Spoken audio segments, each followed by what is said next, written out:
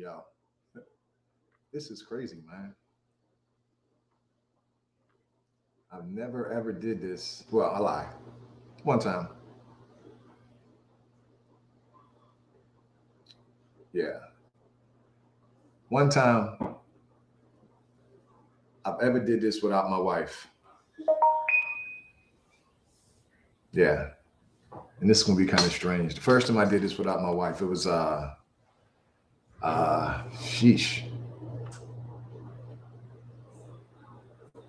About 4 months ago, man. And it didn't went too good. It didn't went well at all. But anyway, I'm waiting for Khalees. I'm waiting for my other brother. And just here chopping it up, man. We're not gonna be on Sunday. I'm gonna miss that. But if anybody want to come in, just holler at me. There go the link. Ah, here go one of my brothers. Here come one of my brothers. What's up, bruh? What's good, brother? You good? I'm chilling, man. I'm kind of nervous, man, because last time I was on here live by myself or without Red, didn't do too good. I didn't do good at all. I was nervous, and yeah, man, it didn't do good at all. How things going with you? No, I'm good. I'm good. I hope there's no feedback. Nah, everything is crystal clear, man. Picture's clear. Your sound is clear. Yeah. Everything is all right. good. Now I'm good. I'm good, my brother. How's the process of moving going? Oh wow. December 9th, man. December 9th. Already started packing. As you saw yesterday, I already sold my grill.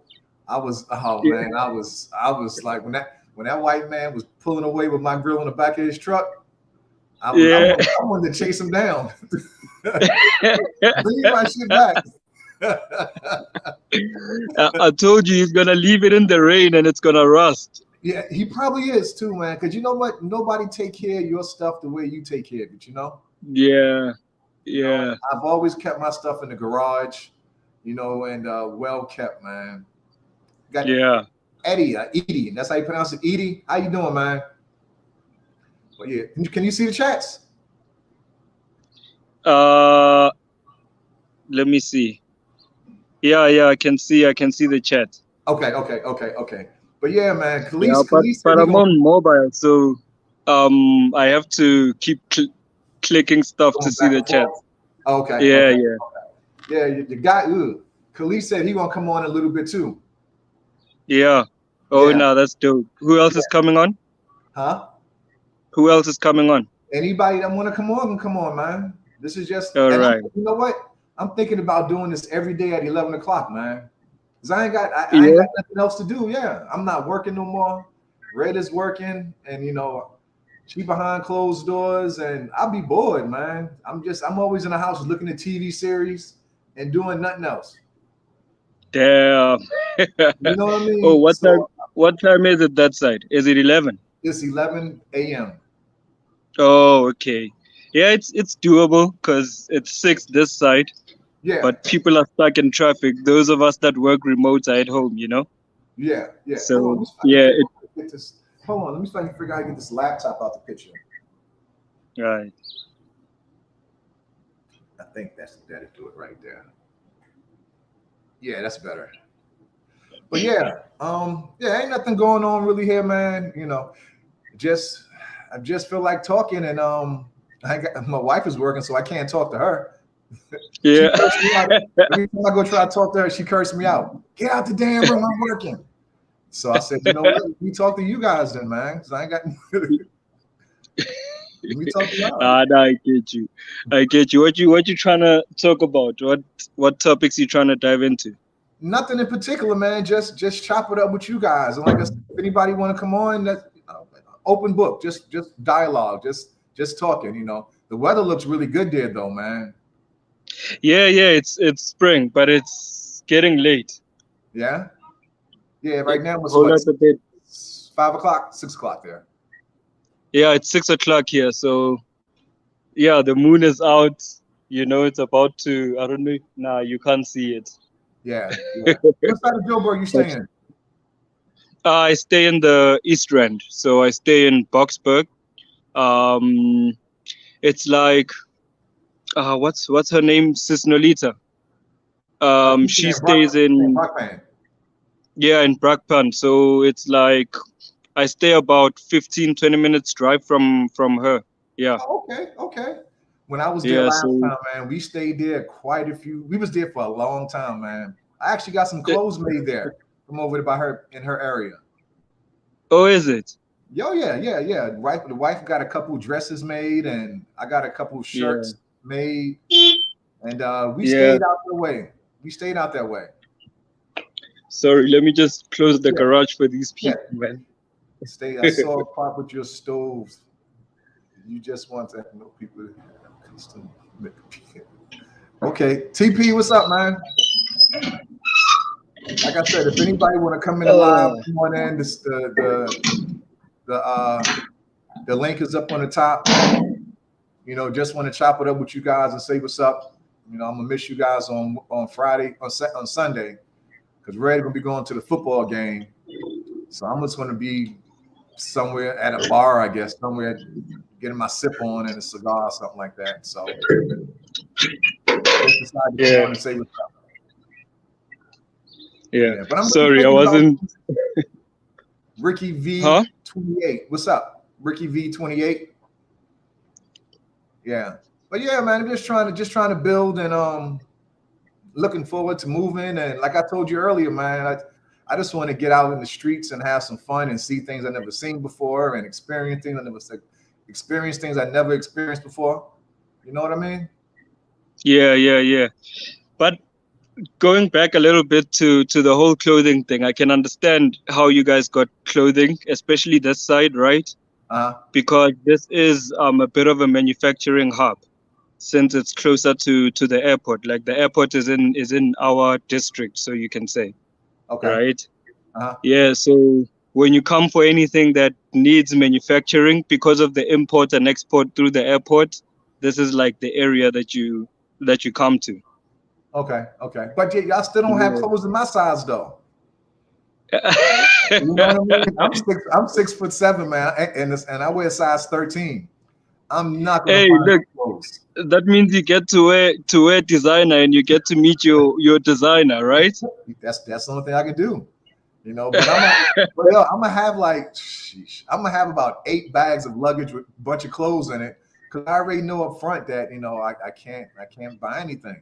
And when we was there in last year, I think it was May. It was kind of chilly. Yeah. All I had was I didn't do any research on the weather. All I had was short pants. Damn. It was rough. It was rough. I was freezing. Yeah. Yeah, but at least it was in May. It wasn't like mid-July, because I think mid-July that's when, yeah, you have to put a couple of layers on there, you know? Right. It was right. It was June, so I was okay, and I went to try to find some clothes. We went everywhere. So what we went everywhere. I think I got lucky and found like a 2X sweater. That sweater went like Yeah. right here to my arm. I mean, all my arms were showing in the sweater because it was too small for me. And it was all tight around. I was like, oh man, I can't be wearing this. But I had to. Yeah. I had to, man. Now it's a market. You're creating a market. You're making history, you know? One person, no. I mean, I need to recruit some more people that's my height first. I mean, I guess, yeah, Yeah, you'd have to do that, yeah. you Just they know? ain't gonna make nothing just for me. You know what I mean? Yeah. But I mean, I think there would be a market because you would have to sell in like tourist hubs, right? Mhm. Like areas where there's a lot of people of West African descent, Right. because you guys are a bit larger than Southern African people. I don't Uh, know, maybe it's the diet, but hey, well, I can diet all I want. My height ain't gonna get smaller though. yeah, This gut might go, but the height's gonna be there. yeah, You know and what I I mean? get you. I get you. So what type of things are you trying to learn? Like, culturally? What would you like to know, or are you interested in? I'm just interested in learning, man. And like I told you earlier, I've been around Americans all my life, so Yeah. not saying I don't want to be around them when we get there, but I just want to learn. And you want to say hi? No, I look crazy. You look crazy all the time. I Oh no, I just want to Hi, learn. Red. Man. She'll be out in a few minutes. But yeah, I just want to learn and see things I've never seen before, and just be a part, man.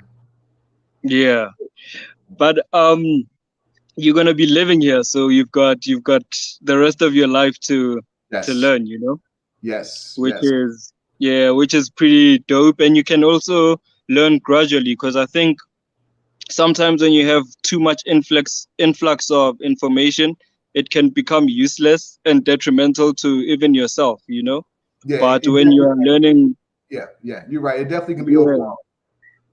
yeah, but when you're learning gradually, it becomes a bit more impactful, because you're also learning while implementing, right? Right, right. Yeah, unlike on a tourist destination, in 15 days, we'd have to give you all this information, and then after 3 weeks, you even forgot some of the things. You know what? And that's just like when I was trying to learn Zulu. It seemed like when I learned 5 words, only two Yeah, words stuck. You know what I'm saying? Because it's just you're trying to just learn a lot at one time. You know what I mean? yeah, yeah. So, And you know what? Because with most of our African brothers within the continent that come here, obviously, um, all for them it's the same thing. We are a multilingual country, right? So, but what I've seen is that, like, you find a couple of people within 2 3 years, they are already speaking multiple languages. And some of them are not speaking these languages because they went to school or something, but it's a matter of interacting with people. The more you hear people using certain words, you start to get a bit more context, and you start to understand these words. right, And you might actually find yourself speaking a couple of languages, and even hearing a couple of languages, even though you don't speak them, right? really, really, Yeah, yeah, yeah, yeah. Because remember, we are Bantu people, so most of our languages, we speak Bantu languages, right? So, um, certain words sound similar throughout the languages that we speak. I can go to a country like Zambia or Uganda and speak my language, and the people there will hear me because their language is a bit similar to mine. right, right. Yeah, so it's something like that. I think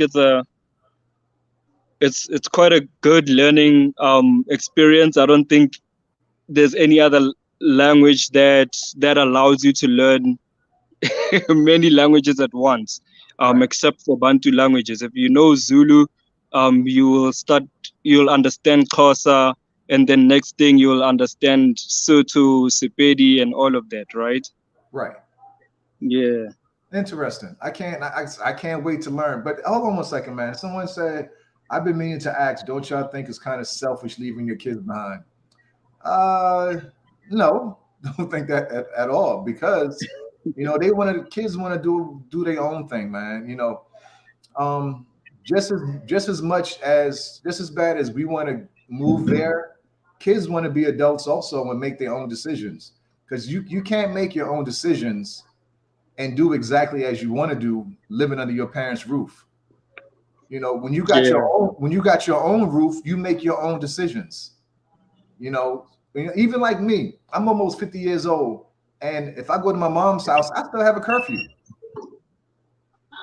You know what I'm saying? At 50 years old, I have a curfew. At 50 years old, I can't do certain things that I can do in my own house. So nah, Mm, my kids, they 18, 19, 20, 22, 25. They'll be fine. And if they need me, they know how to get in contact with me. Like I haven't seen a few of my kids in like weeks and months and months. So what's the difference in me being here and me being there? And I still haven't seen them. You know what I mean? Hmm. I get you. I get you. You know what? I did have, well, not as harsh of a question as as Bieber has, right? But I had a similar curiosity as to how that functions because um like for us, I think especially South African people, we are a very like family oriented country or group of people, right? Well, for the families that are actually functional. I'll also highlight that part, right? So it's pretty rare for somebody to move out of their house. Oh, what's up, Kalis? What's up, man? How's it You going? good? I'm good. I'm good. Yeah, Brother I'm good. I'm Khalees. good. What's poppin'? Yeah, Go let me ahead. just finish up my point and then we'll integrate Yeah, Kalis into the conversation. yeah. So it's pretty rare in South African families and cultures um for people to move for a child to move far away from their parent, right? If it's far, it's probably going to be in the inner cities, but you will see a lot of people frequenting the villages to visit their families, right? So in our family structures, a lot of the times when people move, they move with their families. They might not stay in the same house, but they are within reach from family, right? And remember, international travel for South Africans is also something that's fairly new. A lot of the people that were traveling 30 years ago were traveling because of what's this? Because of being exiled and all of that, you know? Mhm. Yeah, yeah. But I understand. yeah, that's there. I understand that.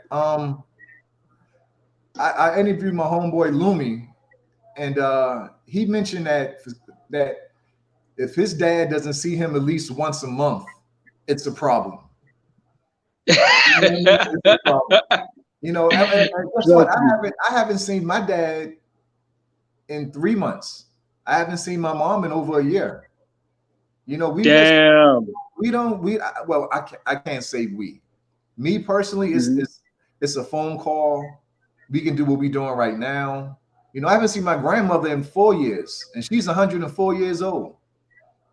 You know what I Damn. mean? So to me, it's a phone call. Long as I know you're all right, I'm fine with that. I don't think me personally, I don't think I have to physically see you once a month or every other week. Yeah. As long as I know that you're fine. And like I said, my kids, they know they got me anytime they call. I'm a but I'm a Mm. flight away. You know, and that's what it is. Yeah. Now let's integrate the brothers into the conversation. All right. Khalees, what's up? We got Lozy What's on going too. on? Okay, okay. What's up? What's going on? Lozy, what's up, brother? Now, good day, brothers. How are you guys? Be good, be good. Be blessed. Yeah, and that's good. Brother Letao, is Brother Letao out? Say I again? thought he was gonna stay. I was asking Brother Letao. I just saw him going out now. I thought he was gonna stay for a while. Oh, he'll be back. Oh, Kalis. Is it Kalis or Kalis? How do I pronounce your name, brother? Is it Kalis or Uh, Kalis? Khalees, but I know a lot The of H is silent. yeah. Uh, Shall I pronounce it Because Khalees. You might need to put his yeah, middle name on there. in our Masu. Bantu language, in our Bantu language will be Katlis, something like that. We'll have to put the H on the That's side. Yeah, exactly what I was thinking. yeah. A lot of people say it like that. Oh yeah. Yeah. So what's up? What's up, Lozy? No, man, I just called in to just bring my appreciation for the Black Americans that I've been chatting with online and the ones that have been coming to South Africa. You guys have you are a different breed from my experience. You know, as a South African, especially the millennial.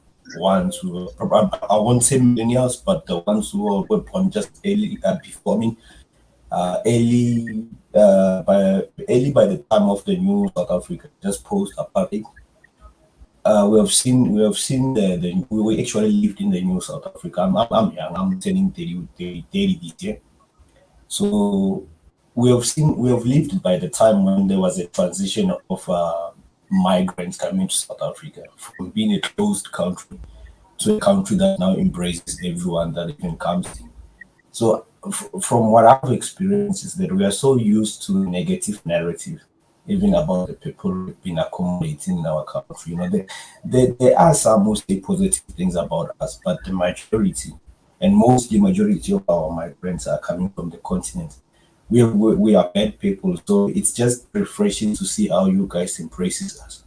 Because for first, when I started to see this, I thought maybe it's just fake because we're not used to this, especially coming from other black brothers, from other side of the world.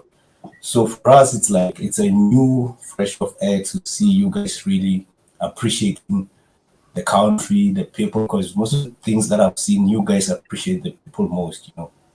So I really, really recognize that, and I just called to really embrace that. I really appreciate because we're not used to it. We used to be called that way bad. Yeah. Really appreciate that, man. And I think that's what brothers like Khalees and Assad and some of the other people, Ashley, Jew. That's what we're trying to do, like open up dialogue, so other people that think differently can see different now. That's why we do all these videos and the beautiful picture, the video that Thomas did of Cape Town, so people can actually see there is beauty, man. There's a lot of beauty and a lot of good people and a lot of good food, just a lot of good everything. You know, I started following Khalees because I saw Khalees was doing some really good stuff, and that was like, sheesh, 7 months ago, maybe. Yeah, it was last year, probably October. I was there October to November, so So we going on a year now. Then yeah. you know what I'm saying. So Yeah. that's we got to keep. Yeah, Khalis was on the ground. Yeah, yeah. Yeah, I He was on was. the He ground. was. I was Khalees saying Khalis was on the ground. Yeah. Yeah, he was. He was having But that's barbecues what I've noticed. with white South Africans and stuff. With white South African. That's what I've picked up for the young generation. They get to South Africa and they immediately just fit in with the on the ground. Most of the times they get to be on the ground. You won't even notice that they're not South Africans until they maybe speak. It's easy for them to transit to be among the population. But the OGs like you, obviously, you guys are more reserved. You're gonna hang in the probably in the estates, malls and stuff because it's your age. You're gonna be with your age crew. You hardly find OGs in the hardcore streets. That's just natural. But I really appreciate you guys and what you're doing for the country and the people. I Thank really you, do. thank you, Absolutely. thank you. Khalees, you got anything for him? Yeah, I don't know exactly what the the topic was when I came in. I'm just like Nah, soaking it up. it's no real topic. We just chopping it up, man. Like I was telling the brother that Red's working and I'm not working no more, and I be bored in the house, man, and I want to be talking to somebody. So why not talk to everybody? Word. You know what I mean? Yeah, man. I recently got on Twitter and I've been looking at a lot of South African Twitter. It's interesting because it's wild, man. Jesus. I'm not even on American That Twitter, is man. a wild place. That is a Oh my wild God. place. Really? Yeah. I thought Black Twitter was cool. They called it one this side Black Twitter. It's still Black Twitter there, just with different accents and issues. And the stuff, man, it's a lot of stuff going on. I guess with foreigners and Zimbabweans and people. What is it? The ENC and like I'm like learning all. I didn't really know much about the politics that side, but I'm learning because I want to be aware of what's going on, so That's that true. Yeah, yeah. What do y'all think Mm. about everything? And do you think there's a welcoming? I saw like a narrative that South Africans don't want foreigners to come in. So is that like specifically from other African countries, or is that Americans too? Like, what do you think? What up, Lucky? What do you think about that? Okay, let me see which point to touch on first. Oh, let me start with politics on Twitter, right? Mm. So there's an interview on Podcast and Chill with McG where he was interviewing a guy called George Avakian. So George Avakian is like an event promoter. So he brings all the international artists to come this side to an event called Rocking the Daisies and all of that, right? Okay. So he was invited to Jay-Z's branch, I think, was it 2020 year, where they were wearing pink suits and all of that, right? Oh wow.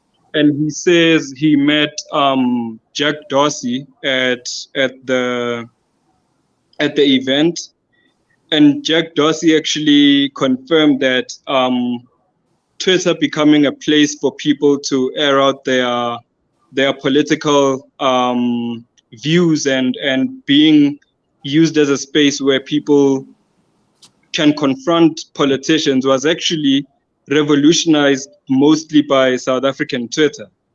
because it became a space for South Africans to actually link up and learn about each other's differences, right?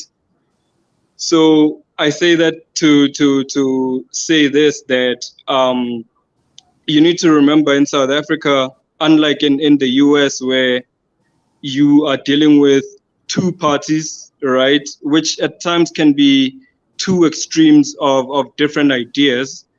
In South Africa, we've got like close to 50 political parties representing different thought processes, you know? 50. So obviously the bad news tend to trend a little bit more, right? In the sense that those those who are represented by political parties that are um, basically, I don't want to use the word xenophobic, because I do find that in certain issues the people are just, in other issues they are not justified, you know. But basically what I'm saying is that on Twitter in South Africa, there's like close to 50 different thought processes that are representing one country, you know. So it's not necessarily that everybody is unwelcoming of African immigrants from within the continent, of course, but it's more so that everybody is represented by a different political thought, and therefore, based on that political thought and that political influence, you do find people who are being xenophobic. You do find people who are centrist. Probably somebody like myself, where in certain issues I agree with South Africans, in certain issues I agree with immigrants, right? And then you find other people that are saying, let's crush the borders in South Africa so that everybody can enter the country. So I don't know if that answers your question. But it seemed like, Yeah. some of the research I've read is like it's about Zimbabwe folks. I mean, the It's president over like, there. What you gonna say? please repeat that. Nah, it seemed from an article I read, it seemed like they were just focusing on the Zimbabweans. That's what. So right now, the two main focuses in terms of illegal immigration and immigration in general, it's Nigeria and Zimbabwe, Oh, okay, right? okay. Um, at least from my point of view, maybe Lozi can have a different point of view regarding that, but that's what I'm seeing the most. So in terms of Zimbabwe, actually Zimbabwe is on the come up, and a lot of South Africans don't know that, because I see a lot of Zimbabwean people encouraging more African people to come and invest in the country because it's growing. However, they do still have a lot of issues with their medical industry, where because Zimbabwe is at the border of Limpopo, the people who are living closer to the borders are coming into Limpopo to get medical help and get medical resources, right? And with that, it kind of puts South Africans at a between a rock and a hard place, because you might find, let's say there's a Zimbabwean dying and a South African dying, you have to make that hard decision to see who you're prioritizing first, and in cases where maybe the Zimbabwean is in a severe condition and they were attended to first, the South African person is affected, so that can boil up a lot of anger, Okay. So I saw one of the elders of our societies. Well, he's a bit controversial, but his name is Bishop Joshua Maponga. He spoke about how he's encouraging the Zimbabwean government to build a hospital close to the border so that people do not cross into South Africa and affect South African resources, but they can at least have their own hospital towards the border, Okay. And I think that makes it fair, because it's gonna make the trading of medicine even easier. So South Africa can export medicine, and equally so Zimbabwe can import, Okay. And then in terms of Nigeria, so what I'm seeing a lot, and I'm gonna say this, and it's gonna be a bit controversial also, but Nigeria right now, Nigerian people are struggling with getting travel visas into Dubai. I think Dubai made a policy whereby if you are between the ages of 20 and 35, they don't allow you into the country. I think that was a policy that was running for about 2 years. I'm not 100% sure on that, right? You've got other countries in South Africa that have, in Africa that have also complained and banned some people from Nigeria from traveling into their countries. Botswana, I've heard Namibians, even Zimbabweans at some point have also complained, Kenyans and all of that, right? Mm-hmm. Now, I love Nigerian brothers. However,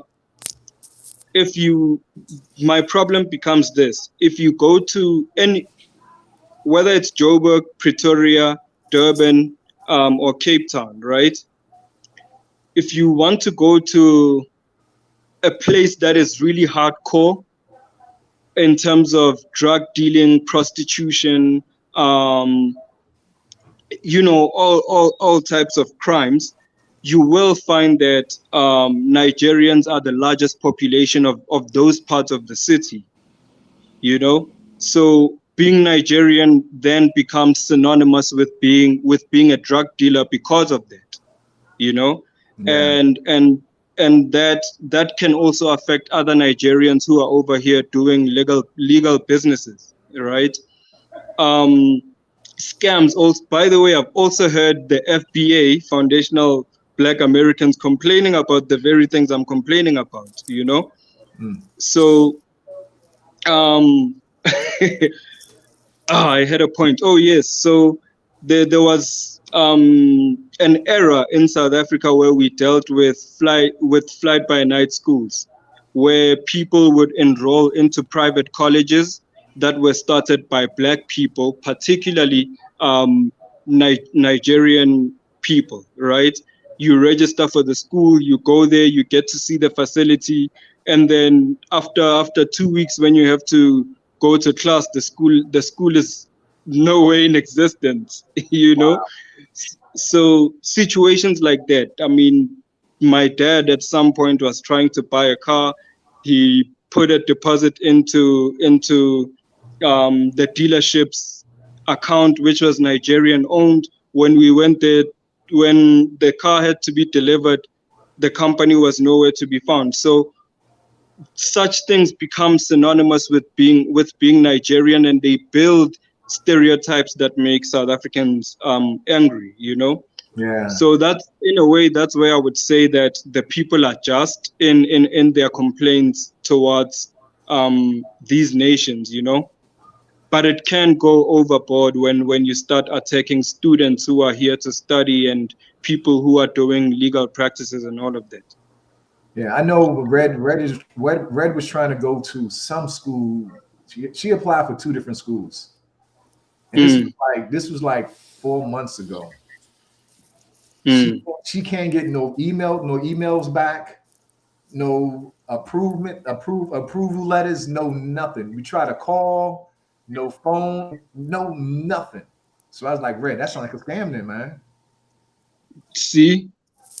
And then but it sounds like a scam. And then it won't be, to you, it's not gonna be you know, that Nigerian brother scammed me. It's gonna be schools in South Africa are full of scams. You know what I'm saying? Yeah. And that already affects your relationship with the country, which then affects the tourism. You're right. You get what I'm saying? You're right. Yeah. We got scammers here too, but you know, yeah, you're right. You're absolutely right, man. You're right. Yeah. I know, but on the part about the traveling wise, they make it hard for us to travel there too. Well, they do. Well, actually, they like 2 or 3 days ago, they said the visa process now is lifted. You know, so they said now it's going to take 2 to 8 weeks, whereas like a month ago, it was taking every bit of 6, 7, 8 months. Oh wow! Okay. Yeah. So now they said 2 to 8 weeks for the visa. But is it into South Africa? Yeah. Oh, okay. Yeah, it's all the passports, I believe, are being done in Pretoria. You know, so to get a South African passport. Yeah, everything is being done in Pretoria now. I believe that's correct. And you go to the embassies here, which is one in DC and there's one in California. You go there, you take all your paperwork, you pay your money, you apply for it, and then they send it to South Africa to get approved. So it was taking a long time, man. Yeah. And then you got to give up your passport. You have to give up your U.S. passport? You got to give them your U.S. passport. But like, you still get dual citizenship, right? Or you? No. I mean, you give up when you go to the. Oh, okay. For your visa, you gotta give them your passport. Okay, got it. Just to add on what Brother Letaba was saying, first of all, I don't want to pollute, change the narrative in this channel, because for me on this subject, I'm one of the people who's really deep on it, because I've been here, I've seen it all, and I'm a nationalist by now, but not by birth, but by design, because I've seen what's happening in my country. And then I had to come to these conclusions that, you know what, it's as if it's a people think for themselves. I was born on the teachings of Pan-African ideas, on the teachings of blackness, you know, especially the history of South Africa. I think we can all relate to that. But I was touching on the subject of living in a time where we've seen the influx of new people who look like us, who are our brothers and sisters, but they were isolated from us. We've seen different cultures merging together and coming to South Africa. We've embraced it. We've seen the beauty of it. But I think in my lifetime, I've seen more negative of it, to a point where I said, you know what, this is bullshit. I'm going to stand for my people. So I feel like there's also an internal war raged against South Africans, because when we speak out on the real issues that we see affecting the people on the ground, it's as if we are pushed in the corner to be silenced. You know, people use populist ideas, but they don't want to confront the truth. And I think changing the narrative, you are not new to these things, especially because looking at what's happening in America, we are probably using similar parallel systems. You've got the Mexicans there, the Haiti, Colombians, everybody's trying to get into America, which is not wrong. The thing is, you need to have a system where allows bright people to get into place, because we're all competing for limited resources. That's why I called in to say I appreciate you guys, because I can see now the kind of black strong migrants we are getting from what we are used to. I mean, to think of it, we are branded as xenophobic, but if you look at the numbers, we are basically living among the largest black migrants in the probably the entire world, if they really count everybody, because they lost count. So how can we be xenophobic, but at the same time we have actually accommodated more migrants, more than any country on the continent? It doesn't make sense. So there is a deeper issue there. Nobody is willing to confront, not South Africans, but our own government and the people of the migrants and the countries where the migrants come from, because I believe our governments and the migrants, they benefit from this chaos that they've brought in our society. So we basically, if you listen to South Africans, they are saying they're not against migrants, they are against the mismanagement of migrants into South Africa. So those are two separate conversations. For example, the issue now currently that has been trending for the past 2 weeks is the MEC in Limpopo, who has came out on lashing to a client. A patient who, by the way, is an illegal patient, probably from Zimbabwe. But I won't confirm that because we didn't get the details of the patient. She was basically telling the patient that we cannot keep on treating illegal migrants in South Africa because it's at the detriment of the taxpayers in South Africa. So when the government allocates the budget to medical care, to healthcare in Limpopo, for example, Limpopo province, giving an example, they give that budget looking at the numbers in Limpopo, which is already, by the way, an exhausted budget.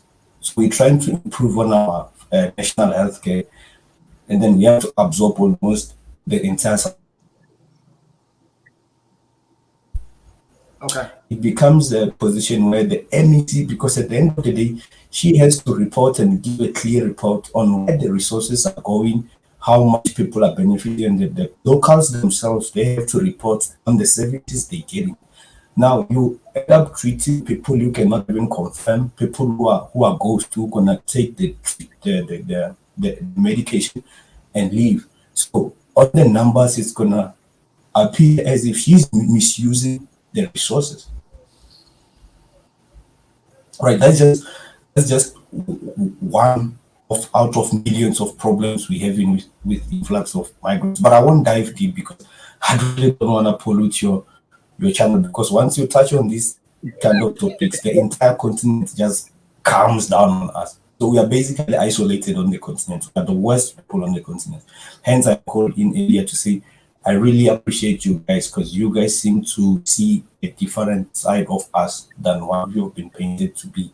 And especially by our own kind of people who look like us, who's supposed to really look deep and try to imagine them being in our shoes. But it's as if it's every man for himself. I think that's the problem. Nobody's listening to South Africans, not even the government. And most South Africans are confronting the government. But in fact,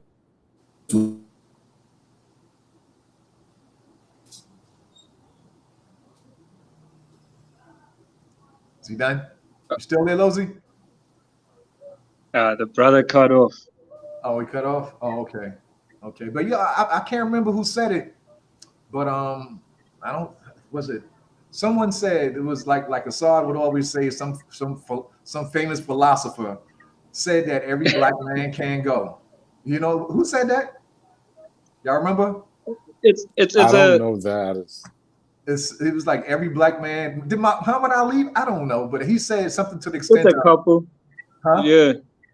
I'm saying it's a couple of African leaders that have said that. I've seen quotes of Malcolm X saying the same thing too. Yeah, you know? everybody can go, man. Yeah. Everybody can go, and I don't think everybody should, because there's like if you don't have if your intentions are not pure, stay right where you at. Stay right. Yeah. Don't bring those bad habits. And Yeah. just like when we talk to people that ask us about moving there, the first thing we say Mm-hmm. is, "No, whatever bad habits you got, leave it at the airport." Mm. Whatever negativity you think about Africa, about Africans, about whatever you heard, leave it at the airport and go there with a fresh mind, and I guarantee you'll have the best experience ever. Mm. Yeah. Yeah. That's what it is. True. Hey, I think like we could politic all day. Once you engage a South African on politics, Yeah, it's yeah. gonna be a whole day's topic, you know. But I'm gonna But tell you, I'm never going to engage in them kind of conversations because I think that's not my conversation to really have. My yeah, thing is basically whatever you feel, that's how I feel too. You know yeah, what I'm saying? That's not my place. yeah. No, Yeah, I no, I mean, get you. I get you. I think You moving know what? there. But eventually, I feel like eventually it's gonna be in your face so much that you can't ignore it, Right. right? I'll make an example. Like the first um outbreak of these so-called xenophobic attacks. I used to believe they're xenophobic attacks, but the more we go, I'm starting to get rid of that word because it's becoming a stigma that's being placed on South Africa, right? But for the sake of the conversation, I'll say the first breakout of such xenophobic attacks and the destabilization of society happened, well, in my life, the one that I experienced, I think it happened, was it 2006? Yeah, 2006 or 2008, around that era, right? And I remember for about 6 to 8 weeks, we couldn't go to school as kids because, you know, like people they put a tire around your neck, they burn you alive, right? So it was those types of horrific um, situations, and at the time I we were told that, yeah, we are xenophobic and we are bad people and so forth, right? And I don't condone such situations, and I don't think we should take things violently. However, what I have seen is that when we as South Africans are taking up the system, we normally find our African brothers in the way, kind of like unconsciously or subconsciously protecting the white system of this country, right? And when that happens, you can look back into South African history throughout. Um, Whenever anyone was classified as sellout in our communities, they put a tire around your neck and they burn you, right? If you commit a crime in our communities, remember the apartheid government and the policing system was not servicing us; it was oppressing us, right? So in terms of crimes, we had to deal with them within our societies and within our community. If somebody comes into our community and they commit a crime, if you catch them, you put a tire around their neck, you pour petrol on them, you you put them alight. It's horrific, Wow. but it's the reality. If you are a sellout, if you are a criminal, that's how South Africans deal with each other, right? So It's when mob you as an justice, right? African, yeah, it's mob justice, right? Mm. So Wow. when you as an African from the continent, you come here, you commit a crime that our people get punished for in this way, you are definitely going to be punished for it in a similar way. Wow. And I think the media does not try to relate these things, that the South African community, especially black people in South Africa, have always policed their communities, and therefore when they feel threatened they will continue to police it like that, you know. Wow. A tire around the neck and petrol and burn them. And crazy enough, those are the media, your CNN, BBC, Fox News, all of that, right? When they falsely report on xenophobia, they take videos and images of South Africans being burnt alive, and then they say it's an illegal immigrant. But we know what the situation was, and we know that it wasn't even an illegal immigrant most of the time, you know. Yeah. Street But justice. It's street justice. you know, Wow. but yeah, we could go on. Like the history here is rich, it's horrific. It's So like when did that stop? what the mob justice. Yeah, when did that stop? I It don't hasn't think it hasn't stopped. It hasn't? It hasn't stopped. It's more lenient. All right. Yeah. So now they won't burn you alive, but you will definitely get beaten by the community. Right. Yeah. I think places where you can see this, it's like places like Vilagazi Street, you know, where there's a lot of tourism happening there. So the community feels a necessity to protect such a place, right? So if you do anything to a tourist, they will definitely take you behind somebody's house and, Yeah. yo, if you Yeah, come when- out, good for you. Well, guess what? What That's is- that's probably good because here they killing you here. They're not just beating you up, they killing you. You know? Yeah, but you know what? Here, there is more of a stop snitching thing that within the hood, if somebody does something, people won't say nothing. That's actually a little more promoted. Like, I get what you're saying. Maybe more so if it's like revenge, like that can happen.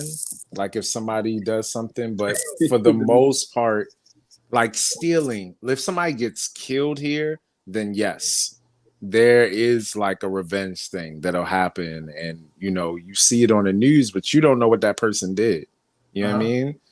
But stealing, people breaking your house and all kinds of stuff, and you know, a lot of people in the hood here on that stop snitching thing. But I forgot the name of the term. It's a Zulu term for the mob justice. Do you know it?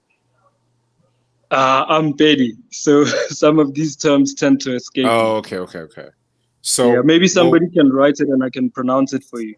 Yeah. Somebody put it in the chat. But when I was in Mamba Name, I was walking, I was looking down at my phone, and people kept saying this. They were like, "Watch out for your phone," because I shot most of my content on my phone, and I would be in the hood just holding it, like, you know, I felt comfortable. I lived in Mamba Name, and this dude like was walking next to me, and out of nowhere he tried to snatch it, and I swung on him because I felt it, like I felt something was wrong. You know what I mean? And he ducked in a Volkswagen with 3 other guys pulled up, and I was like, "Oh shoot, they about to shoot me or something." And he hopped in the car and they dipped off.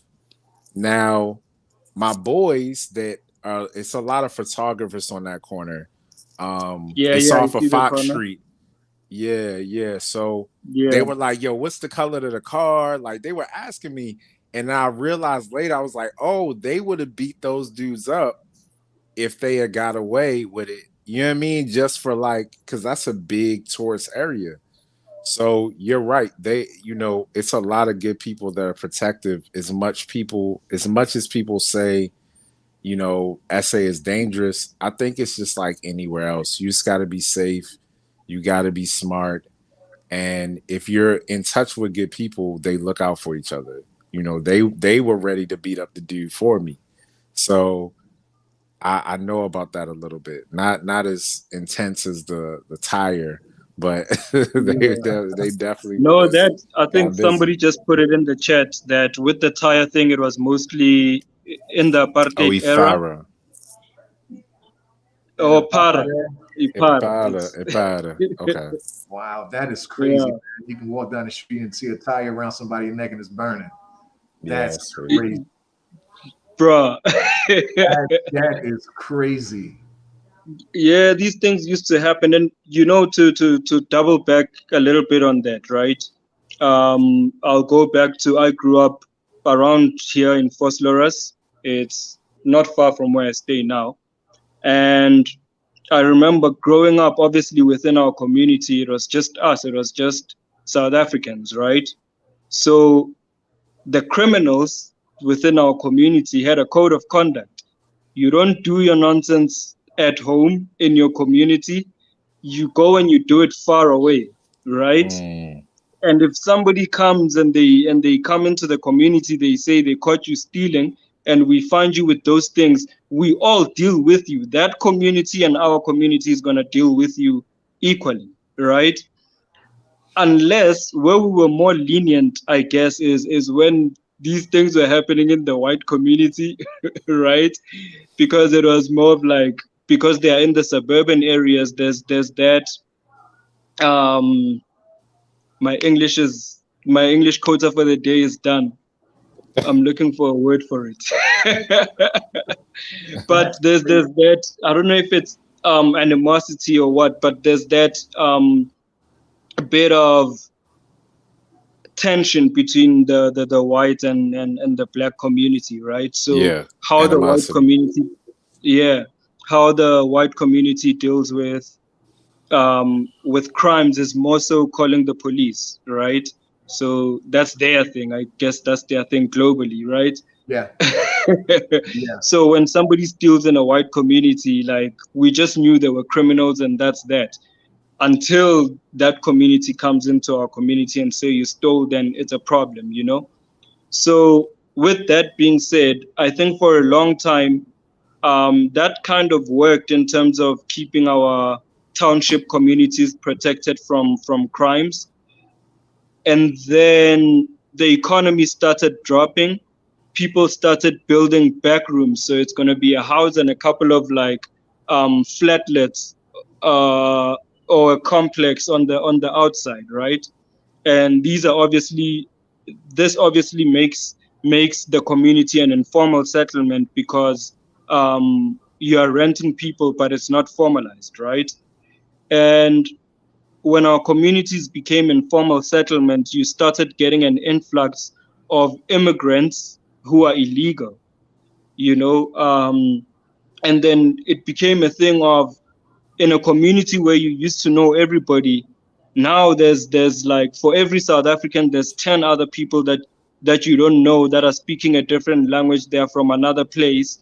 And then kids start disappearing. They are getting trafficked. A lot of things start happening, right? So when people adopt the mob justice mentality, it went on the news as xenophobia. It didn't go to the news as, this is how South Africans deal with their crime. Mm, You get what I'm saying? Like, yeah. we could go on and on about the whole necklacing thing and its history, and how it also plays a role into the xenophobia narrative. But yeah. Mr. White, William White, I'm gonna get to your question in a second, but Gifted Hand said it usually happens to rapists and child abductors get to tie in the community first. Mm. I guess Ex- So it has to be serious. has to be really, really serious. Yeah. yeah, it has to. Okay. Really Yeah, I quick. don't know if there was a question there. I didn't hear you properly. Nah. Okay. Oh, okay. This question right here. Is December a great time to visit South Africa? I was thinking about visiting around the holidays. December is the greatest time in the world to visit South.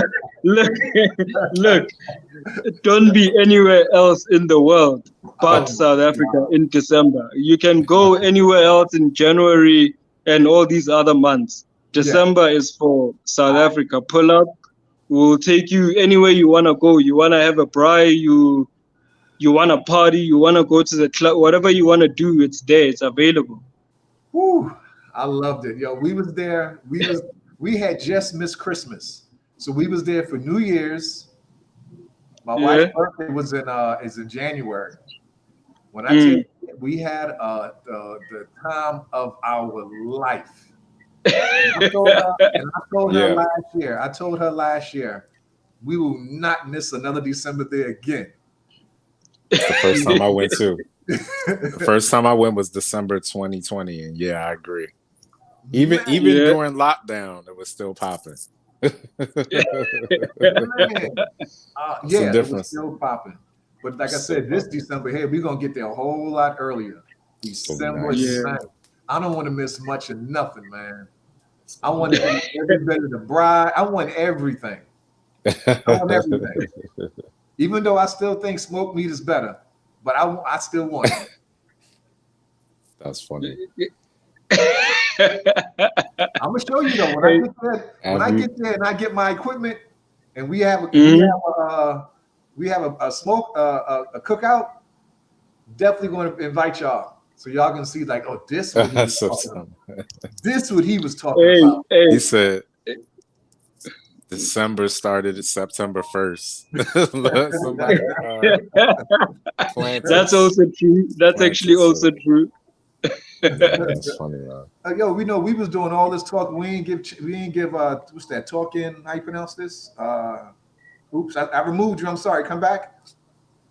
No, I didn't. We didn't give talking Safa. Is that how you pronounce it? Yeah, Yeah. he left though. Okay. There we go. I'm sorry. We was yapping. Didn't give you a time to like, a chance to talk. What's up? What's Hi, going on? everybody. Can you hear me? Yes, we Yes. can. Yeah. I've been listening to this conversation and oh my gosh, I'm happy to be here and hello everyone. How's Hello. it Um, going? and you're right, it's the talking Hello. suffer. Okay. Oh So wow, the talking suffer. Like, wow, okay. yeah, so I'm working on a little something, so that's my channel name. So Okay. yeah. This Um channel is the talking. Okay, everybody get on the page, please, and subscribe.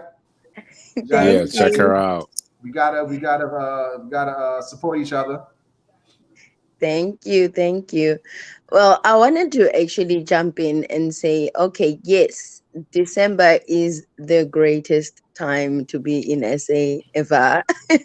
So, if you want to have a great time, just well, now is the good time, or up until December.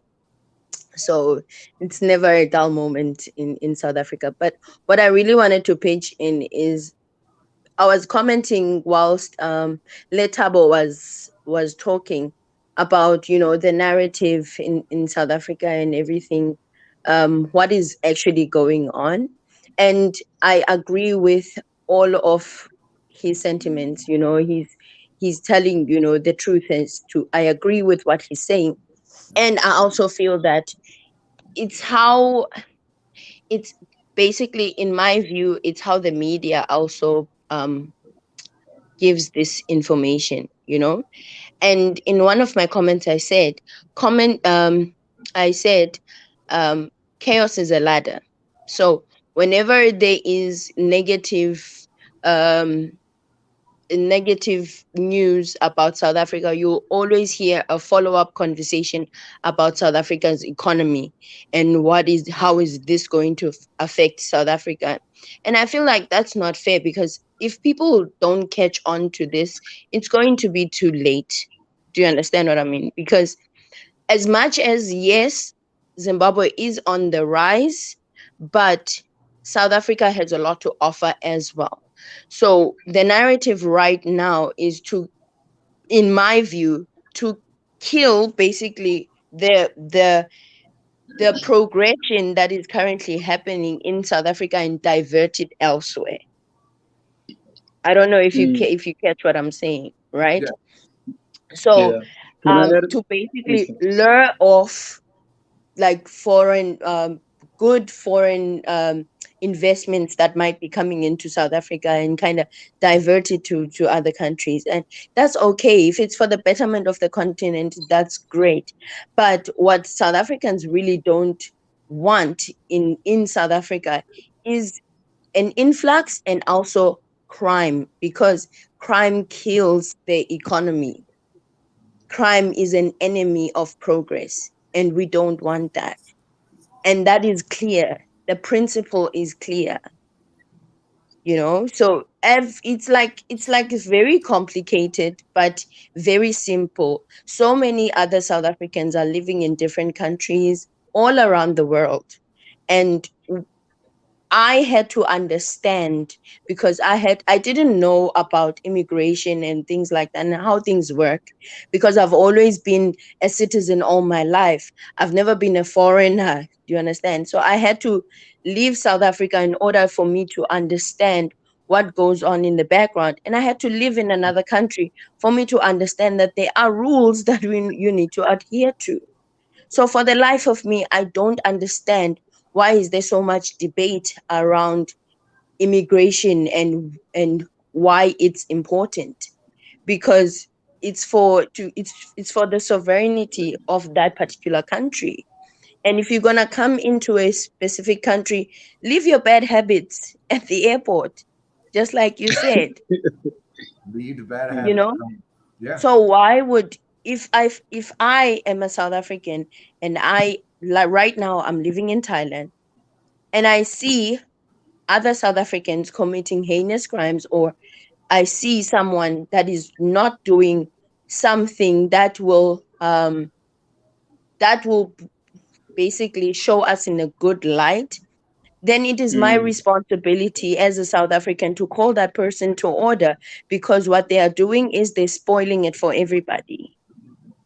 Why are people And not doing that? can I add a little bit on what you just said before you Yes. continue?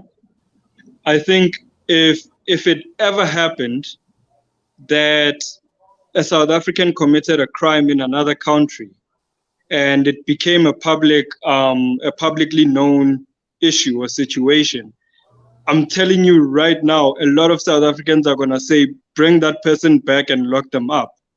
Right? We are going to hold that person accountable. It's not gonna be, we're not gonna be accomplices to that person not representing us properly, because at the end of the day, once you leave the country, look, even in South Africa, once I leave where I'm at and I go to KZN, I'm no longer just a South African, but I'm representing my tribe. I'm representing Pedi people.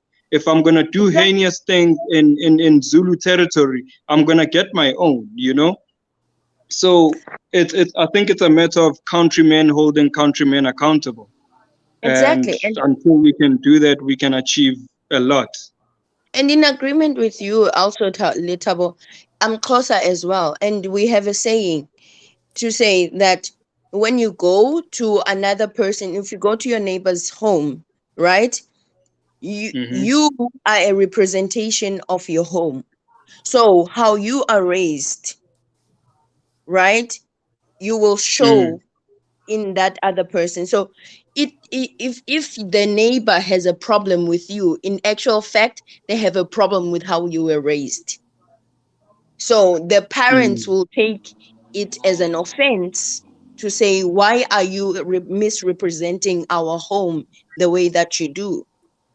And that's something that is like, it echoes all around us. I'm here in Thailand, right? In my channel, what I'm trying to do is to meet other South Africans and basically highlight their experiences and talk about their challenges, highlights, and all. Basically document their travels, basically. And I hear a lot about, oh, I didn't know about visas and visa runs and things like that, and I was so oblivious to certain things. But now that I am here, now I know that I need to report, 90-day reporting. I need to check in. I need to do all of these things. I need to make sure my paperwork is on point at all times, so that if any on a given day an immigration official comes to you and says, give me your passport, I want to see, it's not an offense. It's not an offense. It's actually necessary for that to happen. So when people talk about that, and when they talk about South Africa, and why even the sentiment right now is changing and saying, oh, like foreigners need to be carrying, some sort of documentation and things like that, because you might be asked. They always think about, oh, apartheid, dompas. It's not the same thing. It's not the same thing. And you know what? With what you're saying, sorry to take over the conversation. It's funny that the same people will go to the US and tell African Americans, well, from what I've heard, tell African Americans that they are uncultured, right? But there is nothing, especially from being South African and being raised in different cultures, you see that there is nothing about what you are doing that is actually cultured or that is synonymous to being Bantu, because at the end of the day, you are also representing the Bantu group as a whole, you know? Mm. So you can't go to another country and tell people that they are uncultured when you are behaving uncultured. Exactly. But And yeah. in what you were saying before about how South Africans deal with crime, Letabo, I know, guy, I'm sorry, but I have this gruesome memory in my head growing up. I once saw a person literally burning. I Wow. Yeah. trust and believe. I once saw a person that's burning, and I remember that image is still in my head, right? But Mm, that's fine. So many other instances happen after that. But in our community, I in South Africa, I live in a location, right? Which mm. some would call like an informal settlement, right? Kusemakasana. Mm. Kasi, um Mm-hmm. there comes a time where it's called clean up time. You never know when it's clean up time. It's Mm, the elders, it's the men, it's um anybody, even even the I'm gonna say the drunkard that you didn't think could do anything. It's mm, that time for them to wake up on that particular day just to clean up the streets. What they mm, do is they would go to each and every household where they know the thugs, where they stay, or where stuff are kept, and things like that. And they would do anything that they feel like they should do to that person. It mm, In some instances they will not leave you alive, Wow. right? mm, It's cleanup time. And after those times, as a person who grew up Ekasi, after such time, it becomes so quiet. You can walk at night at 10 o'clock and nothing is going to happen to you because the streets would be clear. Do you understand? mm, It's a safer day.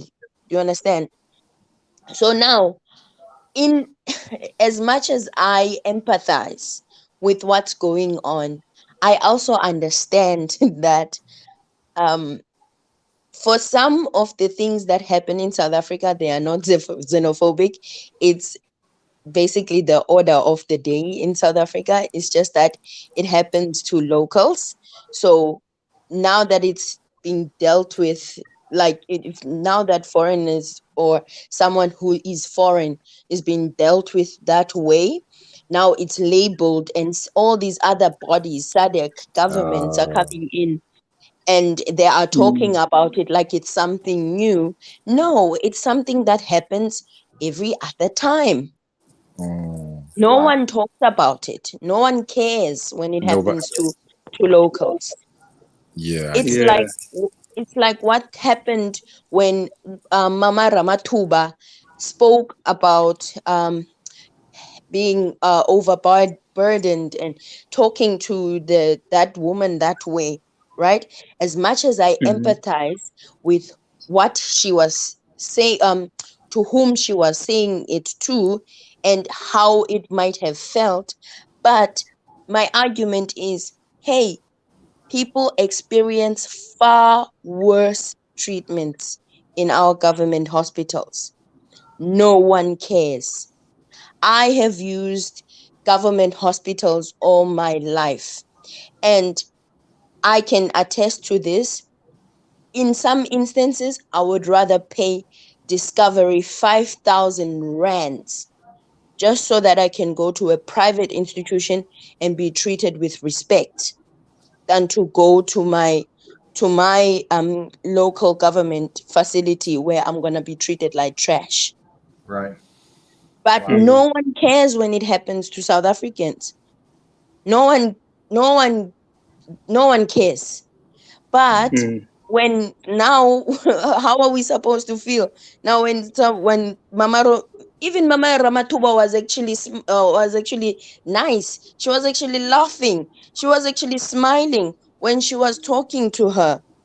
In some instances, But that in some conversation was wild. like it Mm, was wild. It was wild, right? But it was wild with a yeah. smile. In some instances, let me tell you the truth. In some instances, they even would look at you and you are hyperventilating, and they'll say, wait for that person to just finish whatever he's doing there. Where are you coming from? Da, da, da, da, da. And they would talk to you anyway, anyhow, in hospital where you are supposed to be helped. So many Yeah. people have died on benches waiting for help, and they never Yeah. receive it. So Yeah. many women give birth on the hospital floor without Mm, assistance. It happens to South yeah. Africans each and every day. How should we then empathize, Mm, or let me be blunt and say care when it happens to a foreigner? Now, mm, SADC wants to get involved. Now, other private institutions, now NGOs have something to say. Now, Human Rights Mm. Commission has something to say. Where was Human Rights mm, Commission when Life at Esidimeni happened? mm. Do you Hey, understand what let's I So not mean? this is monopolize so this the is almost conversation. this is Mm, almost similar to when stuff happens to black people in the States, but then when something happens to a white person, it's like a lot of black women are going missing in LA. It's a thing right now. Where a mm-hmm, lot of young black women are going missing, Mm, but then if mm, a white woman goes missing, then it's like, so you saying mm. that foreigners have some kind of privilege there It's where like like they want, people yeah. care when A it lot, happens to them mm. versus It's like they want privilege. a lot. That's what they want. Mm. Can Wow. I speak to Wow. that a bit? yeah. Do your Yes. thing, man. Yeah, hold up. Stacy, don't you want to welcome Brother Assad and Rosie before? Assad. Oh, Mr. what's up, Assad? I didn't see you. Peace, family. Can you guys hear me? Yeah, we can hear you, bro. Yeah, we Rosie. can Oh, Bam, yeah. hear bam, you. bam. Just like that. Bam, bam, bam. Just Just like like that. So I don't even know what y'all talking about. I jumped on because I saw my brother Stacy on, and I said, man, I'm gonna jump on and just holler at him. But if I can get the gist of the conversation, I believe initially you guys were talking about legal immigration.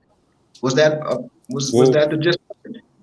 Man, the conversation went from one thing to another to another to another. But if that's what you want to talk about, Well, we I were want to talk talking about. about legal, Go and ahead, then it brother. went to foreigners.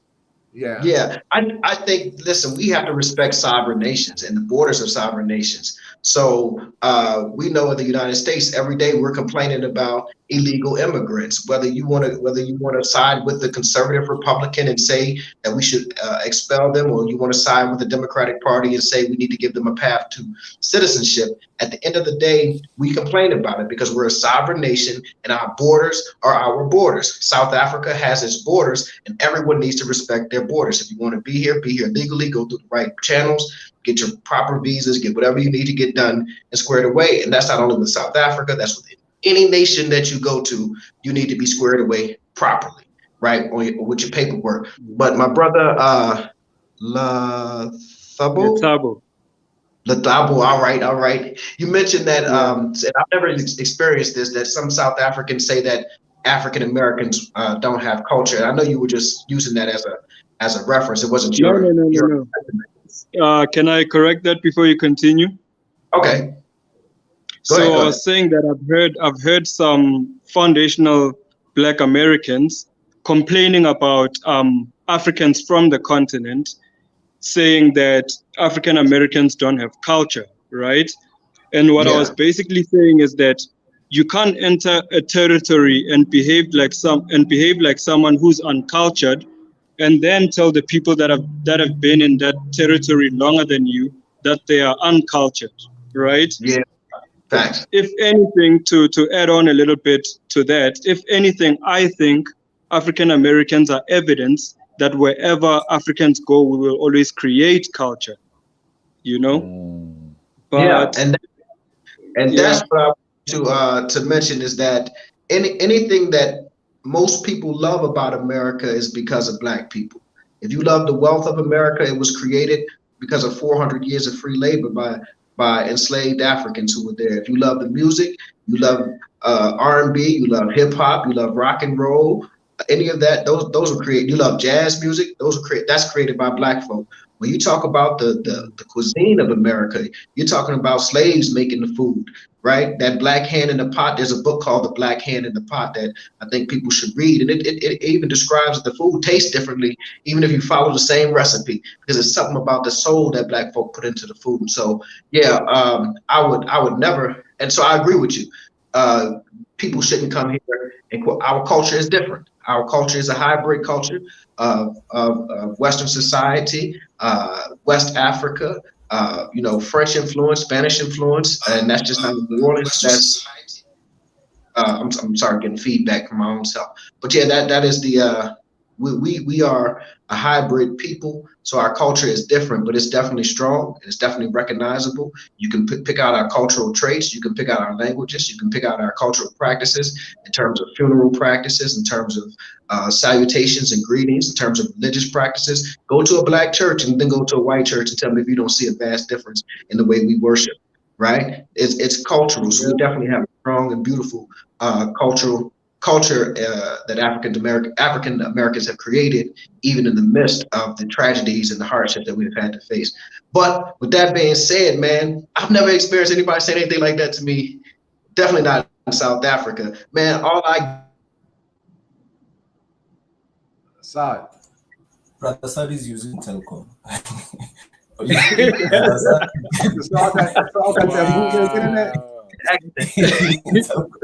come for telecom like that. I was on telecom earlier on. I had to jump. Hey, son, I saw I got that bootleg internet. You gotta get MTN. I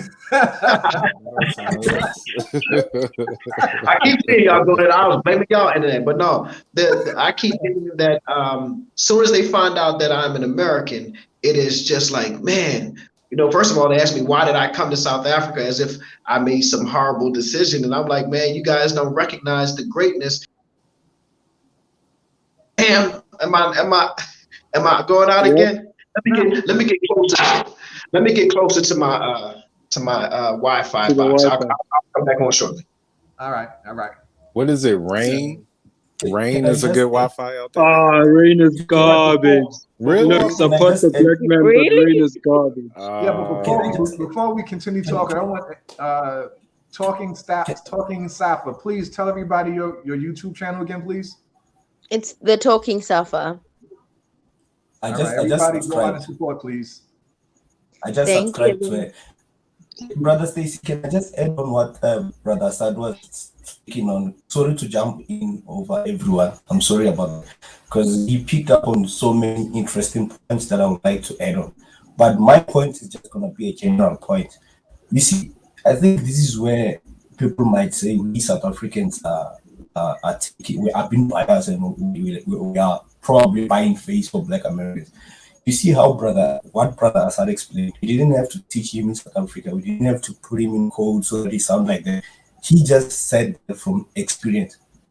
It's literally what we go through, what we're trying to say. If this panel was us and our other African brothers, we could have been insulted a long time ago. Nobody was going to listen to us. It was just going to be exchange of vulgar words. And that's it. I'm being serious. I've been in No, these that's streets true. long enough, and so I think we at a point where, as I said, they pushed me to be a nationalist. I'm at a point where I really don't care. I don't believe in Pan-African anymore because of bad experience, be it on the ground or on social media. That's all I just wanted to add for now. Okay. Mm. Okay. Thanks, Logie. Can I just share something quickly? Yeah. Mhm. Okay, so here in Thailand, right, there's a story, and I don't know, tell me, Litabo and Lozi, if you guys have heard this quite recently, okay?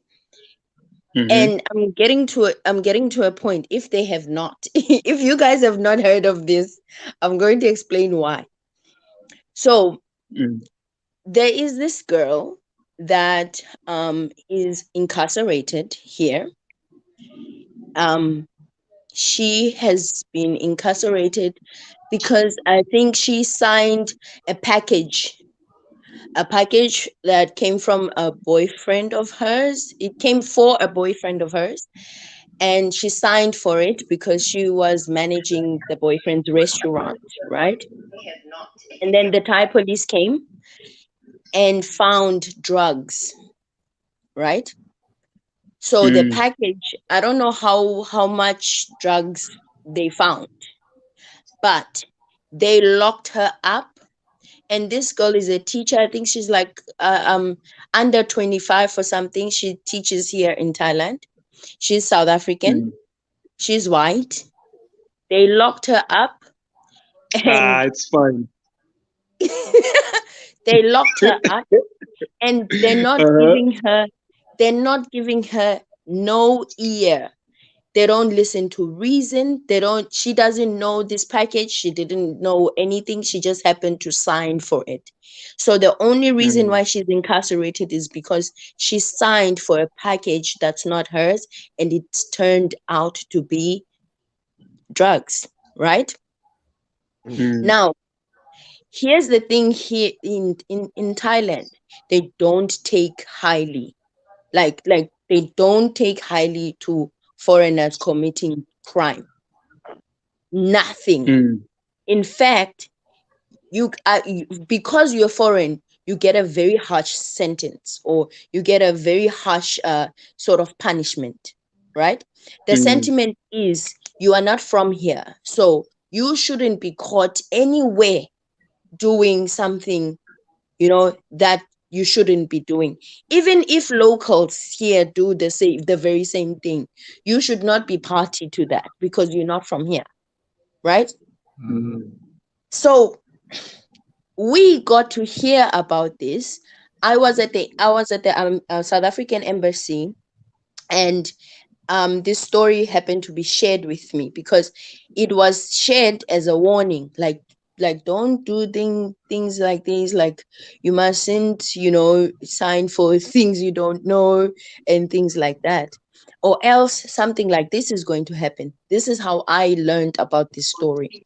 And then I heard from a friend of mine who is very close to this girl, right? I'm gonna tell you, when I ask some of my friends in South Africa, like, how is the South African news like not, taken this story and ran with it and helped this girl, like give her some sort of representation, like help her, you know what I mean? People don't Mm. know about this particular story, and this girl is rotting in jail, Wow. literally. Mm. Mm. You know what I mean? Yeah. And the reason why people in South Africa have not heard about this story, because it does not feed into the narrative right now. It doesn't. Mm. That's Wow. No not- one really cares about what she's going through.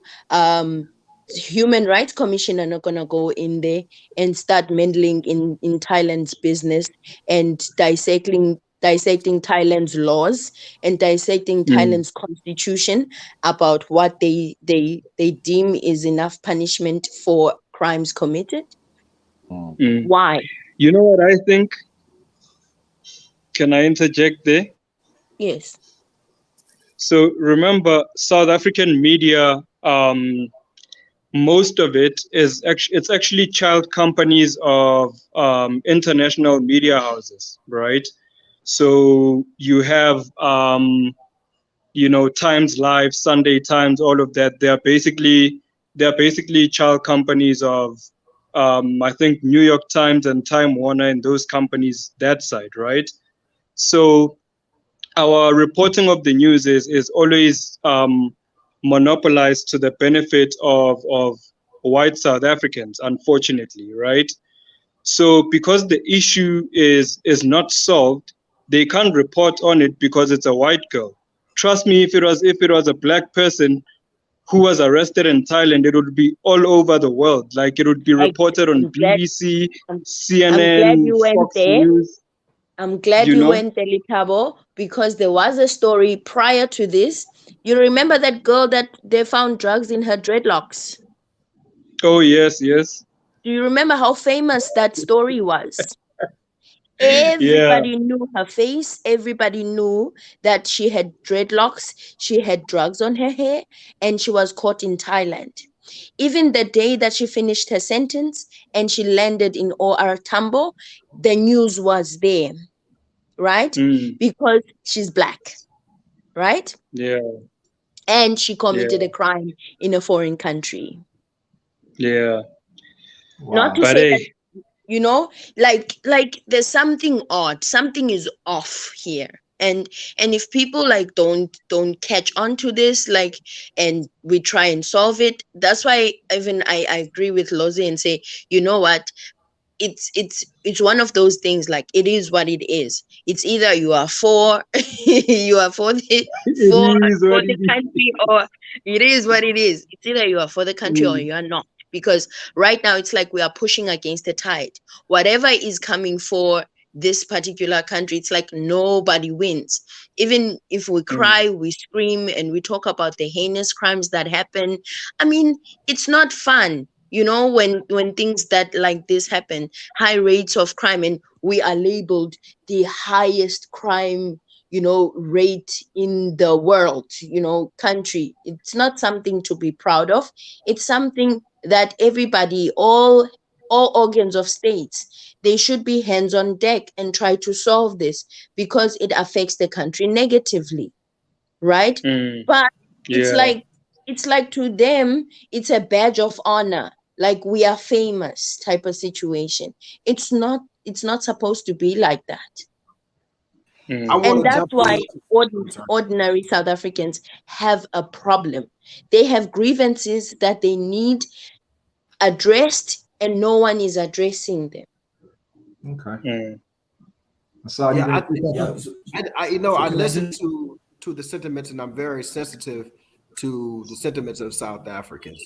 But I think not but because but is always it kind of negates what was just said. I'll say, however, um, I think the problems that we see in South Africa of government responsiveness, violent crime, we could definitely see that in America, right? I'm from a Mhm. city where in 2005 they allowed 80% of my city to go underwater and left literally thousands of African Americans on the roofs. We're talking about government responsiveness, right? Not responding to the issues of the government.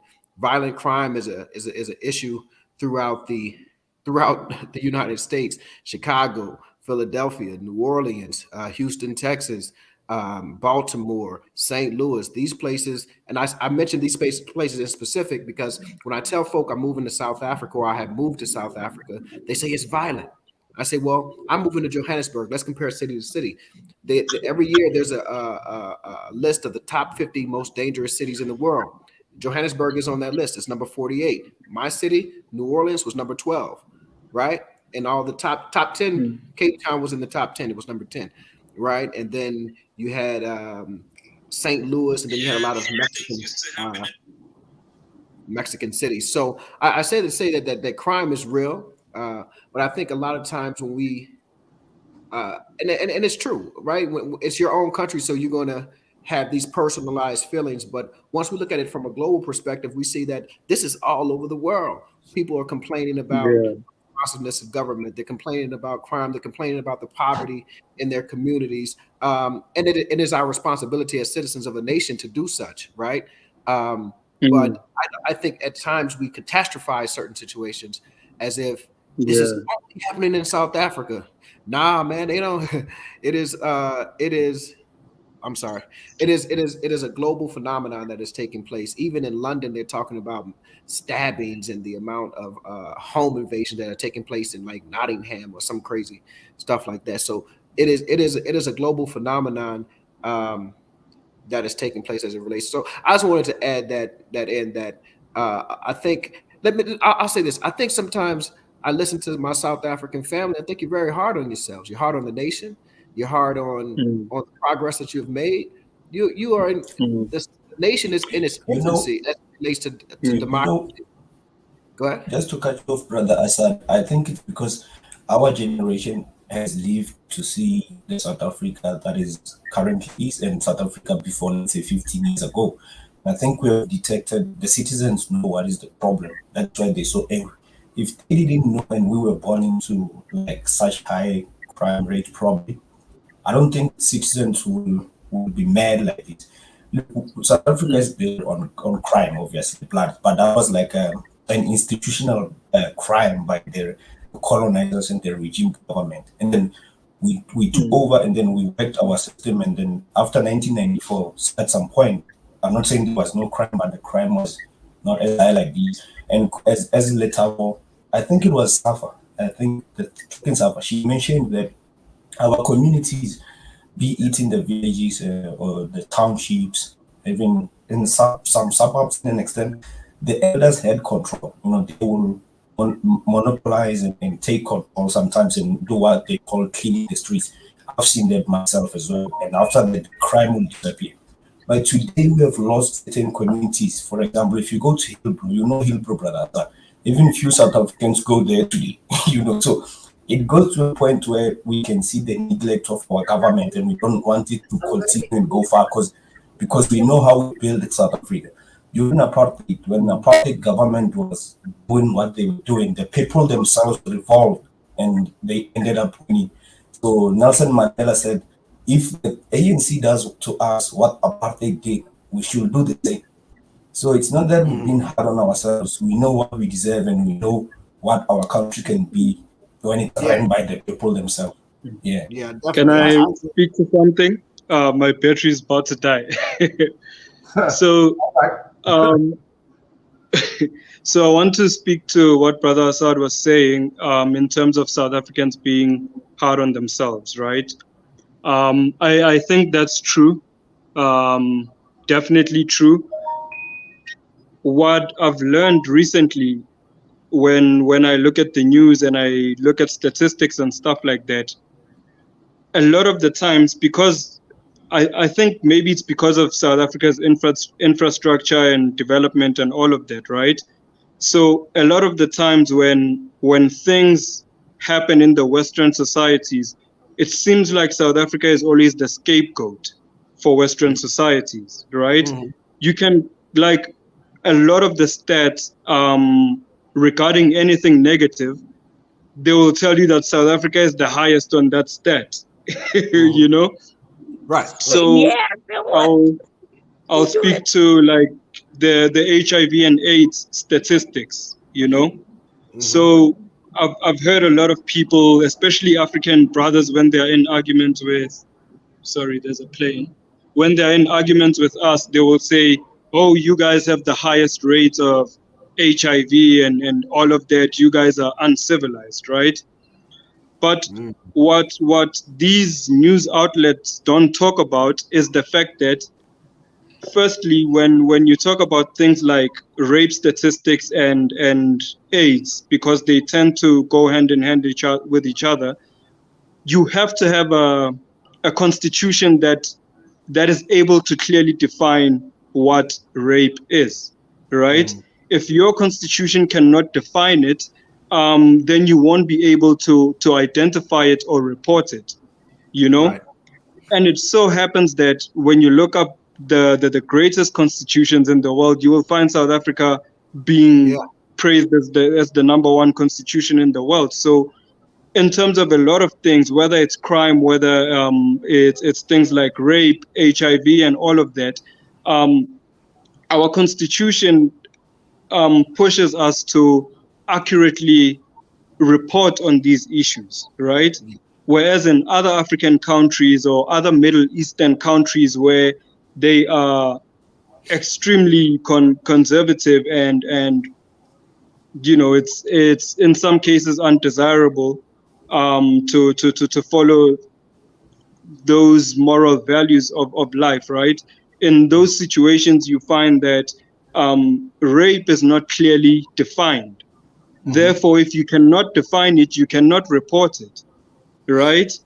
But because South Africa can define it, they can report it. So it's a question of, is South Africa really the highest in the rape statistics, or is South Africa accurately reporting on these statistics as compared to other countries?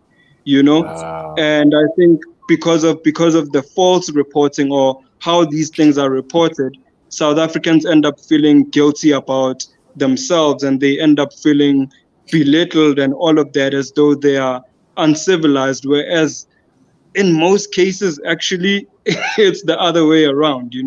Absolutely, absolutely. And I want to say this, as you were talking, they often they're the enemies of our people, whether they are the people of the continent or the people of the diaspora, will always paint South Africa as the worst.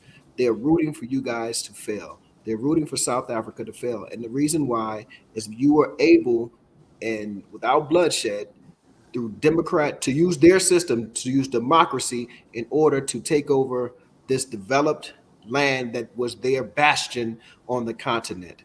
They're rooting for you to fail. They want civil war. They want, Zimbabwe inflation. They want all of the stuff bad to happen to South Africa. So they're watching, and they paint these horrible pictures of South Africa.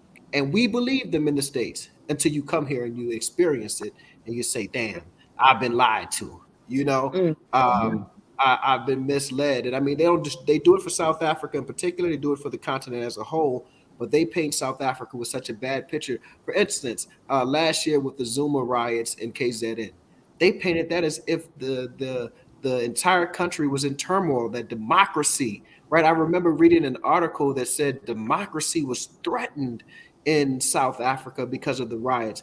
Now, 2020, every state in the union had protests and riots behind the death of George Floyd. On January 6th, we had people rush our capital and put it and walk through the Capitol with with the Confederate flag, which is technically a foreign nation, right? A nation that was at war and at odds with the United States, right? Walked through the nation's capital, looking for the vice president, looking for the Speaker of the House, willing to do violence against them. No one painted the United States democracy as being being threatened, right? So we have to really understand that the power of the media and the language that they use. Another thing I always want to say is please stop being defined by what Eurocentricity has used to define you. Developing nation, third world nation. These are all terms used to minimize and to diminish you. What is developing about South Africa? Who defines these terms, right? What makes it a developing? What makes it a third world nation? Third world has nothing to do with the amount of money you make. Third world was about World War II alliances between Germany and the U.S., right? Those who were not aligned were considered the third world, right? But we have now used these terminologies, embrace these terminologies. You cannot allow your oppressor to define for you anything, because anything that he defines for you is going to be negative, it's going to minimize, it's going to subjugate you. So I just think some of the language, so sometimes, I don't know, I'm rambling at this point, but I will say that South Africa is I said this about a year ago, it is the only first-class, world-class, black-led nation on the on the earth, on the globe, right? First-class, world-class, black-led nation, and that makes you a threat to the entire global system of white supremacy. Yep, I agree. Wow, that's real. I agree. Thank you, Brother Saad. I agree. Yeah, thank you. I agree. Thank you. Brother, And brother in My my, brother Josie, I ain't seen Josie go in a minute. Josie, what's up? Well, we got Josie and Losey here. Oh man, it's about to go down. Josie, Josie, we can't hear you. Let me see if I got to mute it. Unmute. Josie. Josie got himself muted. He gonna come in with that fire. I You know got it. 10 minutes with y'all before I got a meeting. You know he we gonna always fire. in my household we always say chaos is a ladder. Is a ladder. So someone profits out of total chaos. So where there's disruption and no direction, there's someone that's making a profit. So we need to find out who's making a profit and stop them. Yeah, And definitely. stop them. That is Definitely, so man. true. That is so true. Just to add on what Brother Assad said, it's a fact. You know, I always say when with this debate online, because hey, we are being attacked left, right, and if you follow these things, you'll have a mental breakdown. Go on TikTok, Twitter, YouTube, hey, hard. So I always say Black South Africans are the only blacks who are leading an industrial nation on the entire planet, and it's kind of like people take this as an offense, but it's a fact. And I always say, if you look at the numbers with Black Americans are the wealthiest blacks on the face of earth. It's the fact. And if you say things like this, people feel offended. All black nations, they've got something they're working on, they're doing now. But it's as if you shining in something as a black nation, even other black brothers on another other side of the world, they feel like it shouldn't be like that. I feel like we're so used to see blacks not prospering so much that when we see one black nation prospering, we feel like it's abnormal. It's easy for us to accept other groups, be it the Asians, the Caribbeans, they all rising as well. You look at China, the blacks will embrace China, But if another black nation is doing well, we all start to insult each other, fight among each other. I think we are mentally broken in that sense. But on a systematic level, there is an engineered force behind this, like media is exactly running this. And it's sad that even in South Africa, I feel like our media is captured. If you look at the media houses, the narrative they push. But Brother Assad and you guys might not pick it up fast because you're still new. But I'm glad you guys are coming. You're gonna still start to see everything, and this as an xenophobic narrative pushed on us. The longer you stay here, you're gonna understand. But I know you already understand coming from the USA. But now you're gonna see the full picture of what's really happening. I appreciate Brother Assad. I appreciate everything you said. No doubt, man. I love that saying. And let me say, man, the warm welcome that I have received from the South African people. People have asked me, are you going to return to the United States? And the better yet, they asked me, why are you going there? And I said, man, go just look at the comments that these people leave me. Just the comments alone are overwhelming. If I showed you guys my emails of people who don't want anything from me, they just want to say, man, we appreciate the love you show our country. You are welcome here. This is your home, right? I lived in my city 43 years, and granted, I had a lot of love in the streets, but I had a lot of hate. Right, I had a lot of hate. I did a lot of work in my city on behalf of Black people. And sometimes it'll be my own people who will stand against me. I just think it is amazing. And then as I am showing people on my Facebook, so my Facebook is a little bit different than my YouTube channel. My Facebook is mainly people from New Orleans, so who have known me for years and know where I stand on certain issues. And I'm showing them little small videos of Johannesburg. And a friend of mine who is a college graduate, he was like, man, it's modern over there. See, we're still fighting against this type of mental colonization. You know what I'm saying? There's mental slavery that Africa is still in the hut. So I think that if we could uplift South Africa, if we could uplift Johannesburg and Cape Town and Durban and Pretoria and show the world this is what Africa is like, and this is what Africans can do. It not only uplifts South Africa, it uplifts the entire continent, it uplifts the diaspora, it uplifts African Americans. A stronger continent with South Africa as the leader means a stronger African American nation or African American community. Hey, listen, I got 6 minutes before my next meeting, man. I just appreciate jumping on. Stace, man, Yo, get on that plane, So bro. You you take it long. You know what I'm saying? You got to yo, get on that plane, brother, and I we wish. gonna link up. But to piggyback on what you said you got 6 minutes, but give me 1 second. The thing All is right. this, me and the wife, on our plans is to travel the continent and show our American people what they are missing. You know what I Yeah. mean? We're gonna just for the first year and a half, we're gonna jump around, take pictures, dialogue, just promote the continent. Even though Joe Burger's gonna be home, but we want everybody, we want all our brothers and sisters here to see what we see. Yeah. And then maybe we can get some more of us to come over. The good ones, not the bad ones. Get some more of the good people to come. And that's why the name of your channel is so important, brother Stace, is changing the narrative. We have to go about, but in particular as it relates to African Americans, we have to change the narrative that we have been told about our motherland, about our connection.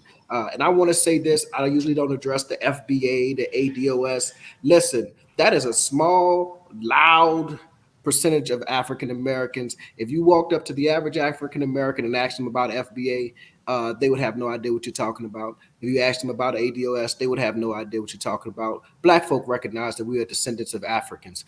Whether we want to repatriate or go and visit and how we feel about that, we know the history books, right? We know our genetics. When we look in the mirror and we see our hair and we see our skin color, then we know that there's a continent full of people who look like us. Finally, I'll say this and I'll go.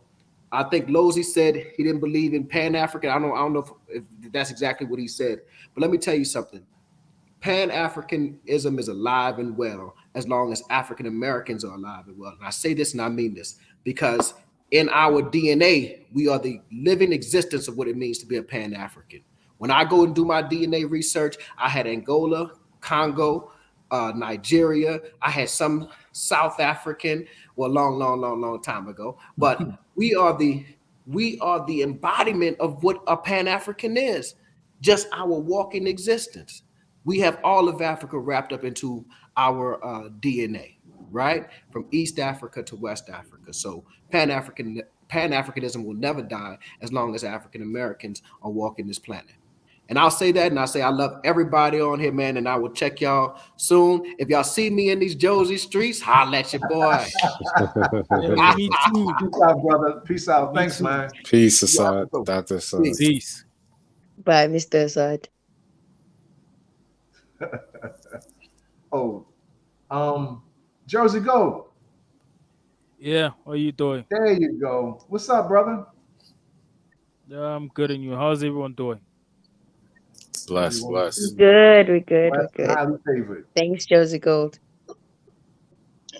All right. Look, okay.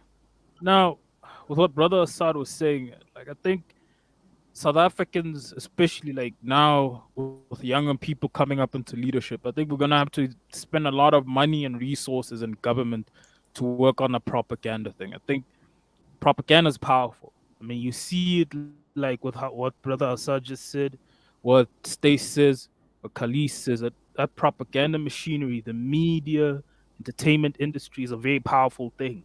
And another thing that convinces me is this: like the other day, there was a survey, not a survey that some government officials did that work in tourism, and what they found is that a lot of young African Americans that came to South Africa last year specifically came to South Africa to like for Amapiano festivals, and most of them said they found it online. So you might be thinking that like that's just a music thing, but it shows you that the reach that media, even like YouTube media, has, and how it can change people's perceptions and also want to experience something. So the whole YouTube game is important, even the music, everything. I think we need to invest more in that as South Africans and collaborate more and work with other people as well. So yeah, that's what I wanted to say. Yeah, and that's why these kind of dialogues is needed, man, because that's what we're moving in for. We wanna show everybody the beauty of the continent. It's just that simple, man. All of us that's moving there. Like we said earlier, everybody can go. Yeah. No, I talked to that. Talk to you what about that? Talk to you about that, Stace. Like, it's something special. Even seeing Dr. Assad over there, like it was hitting me. You know, he was talking about the perception of Africa from Black Americans that are ignorant. You know, you saw his house, like you could see. You know, it's hitting just like a house in Texas or LA. Like, don't get it twisted. There's amazing. You can live an amazing life over there, and you really have to have your purpose of coming over there with good intentions. You know, when we were talking about like foreigners a little bit earlier, like I did feel that love. I've never felt that love of going someplace else and still feeling at home. So, you know, I want to come with good intentions, and that's why I was asking about the politics and stuff. Like, I really want to be informed coming there so that I'm doing the right things and supporting and helping, you know, my people, because I haven't got my DNA test yet, but you know, in my heart, I feel South African. I know it's somewhere in one of the countries in Africa, but you know, it's also not just about blood. You know, my uncle used to always say love is thicker than blood. Like, I have family that's not my, you know, family on paper, but you know, they embrace me. We talk every day on WhatsApp, and we just, you know, it's the same thing. You know, they deal with things that we deal with, just, you know, in a different location. So you know, I'm about to roll out of here soon, but you know, I appreciate Stace, and I'm really happy for you and Red's journey. And you know, we are some of the first people that's doing that. It's only a handful of people I know that have been YouTubing and going there and showing people. And like Asad was talking about with I'm a Piano, like it's so many other things that are inspiring. You know, 5 years from now, I'm excited to see where that went, and us being the first people to connect and kind of bridge that gap. It's a beautiful thing. I feel truly honored, and a great amount of responsibility and accountability to take this journey with y'all. Yeah, and you know what? And that's why Assad's meetups, he had meetups once a month. That's why that is so important. Because now we can build together. We can get to know each other. We just don't have a name and a voice. We have a name. You know what I'm saying? We need both.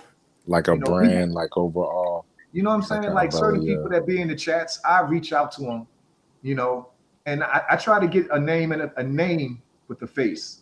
You know, if you're on here a lot with me and I'm chopping it up with you, I want to see how you look. I want to see if you're a real person, you know, and then see if we can build. You know, I got a few people, more than a few, that I do that with, but that's what I'm about. Because I want to get there and I want to be able to call somebody, like, yo, what you doing tonight, man?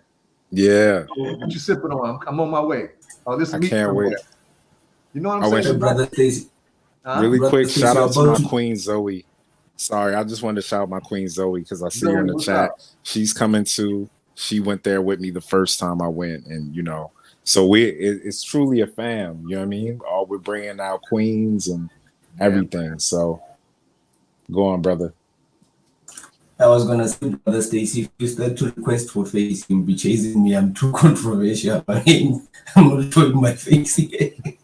I've been too controversial, so you'll be chasing me, but you just have to accept me. At least me and Josie, you know. Little is cool. Little is still innocent. Me and Josie, yeah, I've been dating this. Not showing our faces. No, I'm just saying, when I get there, I want to see people. I want to have fun. That's all I'm saying. You know? Oh yeah, here on the ground it's fine. Yeah. For sure. I'm not trying to stay in the house. Be sure to go to all 9 provinces and get to know each and everyone from everywhere. You know, I'm not staying in the house. When we first got there, our first trip, we flew for 30 hours. That was in prime COVID, you know. So we flew for the 30 hours, and then once we got there at 5 o'clock in the morning, we checked in our hotel and we was in the streets. We ain't get no sleep, no nothing. We wanted to get in the streets. We went to Tasha's first. We went to the liquor store second, and we got some bottles of water, and we started walking. Good. Sounds like fun. What's up, Charles? Hi, Charles. Oh, he muted must be. Let's see. No, he's not muted. Charles. Y'all hear me? Yeah, you can hear you now. Yeah. What's up, bro? Oh, okay, there we go. There you go. Okay. What's up? What up, y'all? Man, I couldn't watch no more without getting on. I've been watching for a minute, but I'm like, no, I gotta get in here now. This is the fam, man. This is all fam right here. Yeah, I feel left out, like like I ain't get invited to the cookout or something. I was like, no, I'm about to get on here. This is the fam. Yes, man. Yeah, but I guarantee you, everybody. I don't know if everybody's in tune with his page, chilling with the Charles hot page. You got some beautiful videos, man. Beautiful videos, and he's coming in December also. It's a lot of us, man. I hope y'all ready, man. We ready to party and have some fun, man. We're gonna be. And we coming in December. Oh. I have a feeling you guys are gonna turn into drunkards. I'm already that. So yeah, I'm gonna fit right in. Hey yo, me and Thomas went to the after a live like maybe about a month ago. We went to the bar. As soon as the live was over, we went out to get some drinks. Sure did. That's what we do, man. We just sip, man. Yeah, it was out there. Man, I saw that y'all were talking about bringing more people over, and I finally got our friends confirmation. They submitted for their passports yesterday, and this is gonna be really big. So, and the reason I say that I'm really excited because we're all building on our, I guess, what we've done in SA, and a lot of our supporters are in SA, right? So that really helps, keep you all encouraged and us stay connected and everything. But the people we're bringing with us, they're big influencers here in the States, right? So they have almost 2 million followers on TikTok, and they have almost 100,000 subscribers on YouTube, and like almost 100,000 on Instagram. So they're coming with us.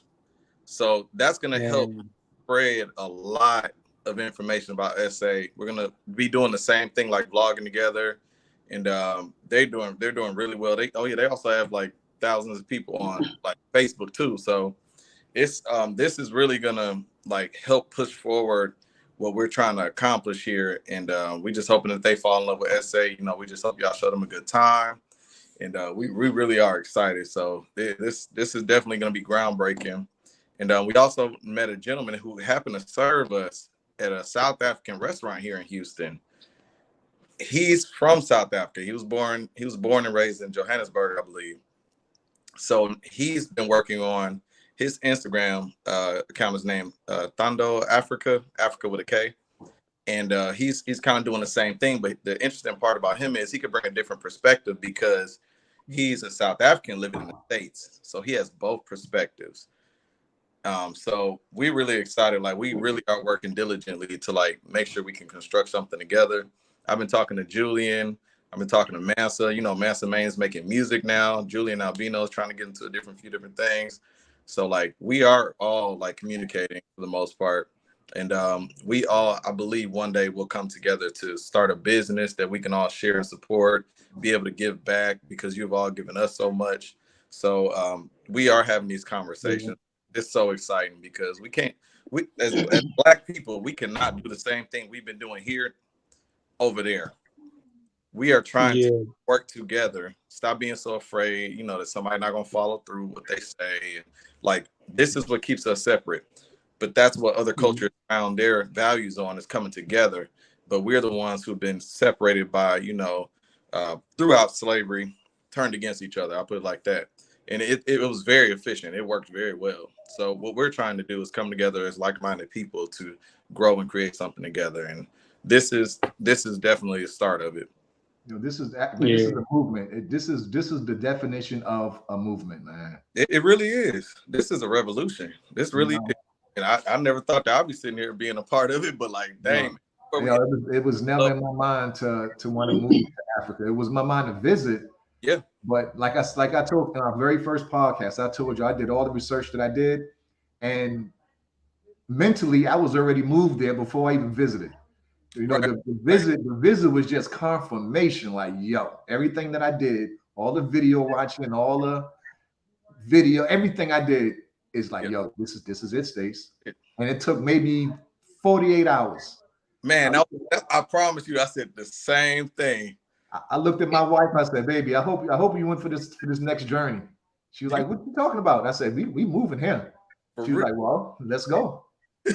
Stace, like, so you remember that you went out the moment you got there, right? You got in the streets. Yeah. Got to Cape Town. That's the only place we have been so far is Cape Town. We're going to Josie next time, and for like a few days, and we'll be in SA for about a month or so.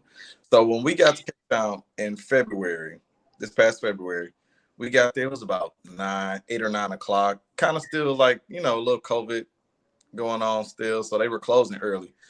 So we were like, wait, we got to hurry up and go change. We've been on a plane for the last 25 hours. We got to go change real quick and go get something to eat. We walking around, everybody like, we closed. So we realized, we're like, dang, we may not be able to eat tonight. We walked past this one restaurant. We like, I think it was Victoria's or something like that. It was like a pizza place. Man, we walked up to the door and he was like, oh, brother, I'm sorry. We closed at 10 o'clock. It's 10:30. I was like, dang, we ain't gonna be able to eat. He was like, where y'all from? He was like, we just got here from the States. He was like, hold on a minute. He went to the kitchen, came in, asked the guy if he can feed us. And then the guy in the kitchen was like, bring him inside. I was like, y'all been closed for 30 minutes and you gonna let us in? Wow. I was like, see, that's different. That's different. I already knew right there. Like, oh yeah, I'm with my people. I'm with my people. First time. That would never happen here. Never. Yo, and to be honest, guys, 30 minutes, they're already closed. Yeah. If the restaurant's closed here at 10 o'clock, at 9:30, business is done. They done. Ain't no feeding nobody else. They're already packing the food up for the next day. So, and we brought our like American mentality, thinking like, oh, okay, we just gonna hurry up and eat and leave. They were like, no, if you want a drink, get you a drink. If you want another drink, get you another. Y'all do what y'all want to do. Don't rush. The server was sitting down talking to us for like 20, 30 minutes, telling us about her culture. She was Kosan. We were just like, dang, like we really are with our people. Like, this is crazy. Yeah. You know, here in America, like if you pull up if they close at 10 and you show up at 9:45, the door locked. Or the food cold. Yeah, it's gonna be over. They lock the door on you and be like, nah, they don't lock the door to let people that's in there out. They aren't letting you in. Yeah. You knocking on the door like you still supposed to be open another 15 minutes. Nah, right. Videos and stuff online. So Charles, man, it was like 9:45. They closed at 10. You saw the people in the inside hiding behind the registers and stuff, like creeped out on the ground. He didn't want to let people inside. Hey, Charles, I think Losey got a question for you. Oh yeah, what's up, man? Yeah, Charles, brother, how are you, man? Oh, I'm doing great. How you doing? How are you, brother Charles? Yeah, man, I love the work you've done in Cape Town, man. Very beautiful. I subscribe to your channel. Thank you. Yeah, man. So, bro. A quick one. Did you fell in love with Cape Town in South Africa, or was the only city you were introduced to and stayed around it until you left? You said was Cape Town the city I fell in love with? Yeah, I'm asking, was Cape Town the only city you were introduced to in South Africa and stayed there up until you were back in States and fell in love with it, or you also visited other areas in South Africa? So I haven't visited other areas yet. We went there it was only 2 weeks last time. We planned on visiting Josie while we were there, but it was going to be like a one-day turnaround trip, and I didn't feel like that was enough time. Plus, I think we had a little bit too much fun one night, and jet lag caught up with us on the same night. And then, we were just kind of like in the house for like 2 days. So we didn't really get a chance to check out Josie. But this time we will be going there also. Because the reason why I've been seeing other Black Americans falling in love with Cape Town, some with Johannesburg, some with Durban. So I'm observing to see if that relates with the cities they come from in the States in the near future. But visit Pretoria, man, that's my city, man. I'm in Johannesburg now, but I love Pretoria. I was not born in Pretoria. I come from Limpopo, but that's why I studied and lived for long, man. Pretoria is Limpopo boys worldwide. Oh wow. So okay, so Interesting you say that. So it may not be because of where I am directly, but indirectly, it could be indirectly. So I live in a city that's landlocked, right? I mean, I'm sorry. Houston is technically near Galveston Beach, but it's not really a pretty beach at all, I'll be honest. So I've always lived in cities that were nowhere near water, didn't have the landscape. I've always lived in very flat places. So when I went to Cape Town, experiencing mountains and the ocean and all of that coming together in one place, that was something that I enjoyed because it's something I've never experienced. So that also could be why I fell in love with it, because I'm an outdoorsy person. I love being outside. I love nature. So that definitely could have done it because of the lack of Oh, exposure I've had to that. So that could be the reason why I love I Cape think I once heard you explaining this. Yeah, I think I once heard you explaining this on I think the issue or Assad live stream. I think you did touch on this. Yeah, that makes sense. Yeah. So I think it's just the lack of having that around me. That could be it, because we tend to want what we don't have as people. So that could be my reason. But Johannesburg definitely could change that, because I love being around our people, and there's definitely more of us in Johannesburg than Cape Town. So It definitely is. Look who we got in the building, y'all. Fabulous Farrah. What up? What up? Fair. I just want to add my little 2 cents. I was trying to get in earlier when I was putting the comments, but I had to put my son down. I had him in one. I was doing multitasking. What's up, everybody? But I just want to add my little 2 cents. Well, he's definitely right. Working together, everybody's been saying, working together is the big thing. We definitely don't want to do the same thing we got going on in America and South Africa. So, it's room and growth for everybody. The Chinese, the Caucasians, from Portuguese to Dutch to British are there, and they doing their thing in South Africa. And I'm gonna preach this to the day I die. Like, we as Black people can get together and do whatever we want to do. It's room for everybody. South Africa is a big country. It's many cities in South Africa. One man cannot conquer it all. So one person can't conquer it all. Yes. Just like you can go in the States and see about 50 nail salons. I said this in my last video, up and down the street. Guess what? All 50 of them are not competing against each other. Mm-hmm. You know what I mean? They're not trying to tear each other down. They're working and getting their money, and they're not worried about trying to tear this person down. And it's amazing that you can go to the hood and see the same thing. A lot of Chinese are like owning a lot of stuff, and they're not fighting each other. But Black people feel like they need to fight each other, and that mentality totally needs to stop, because it doesn't help us. It doesn't grow us. It hinders us, because we get in our own way. Yes. You get me? And I definitely love the people that are coming into South Africa. I got a lot of major things. I was blessed to become a South African real estate agent in South Africa, something I was doing in the States as a broker, but I now work in South Africa doing that. And I've been back and forth from South Africa to the United States. So I do real estate and I do my consulting. That's what I've been doing. And I was blessed to do that. But everybody seems to have looking at everybody got their own talent, their own business, doing it big.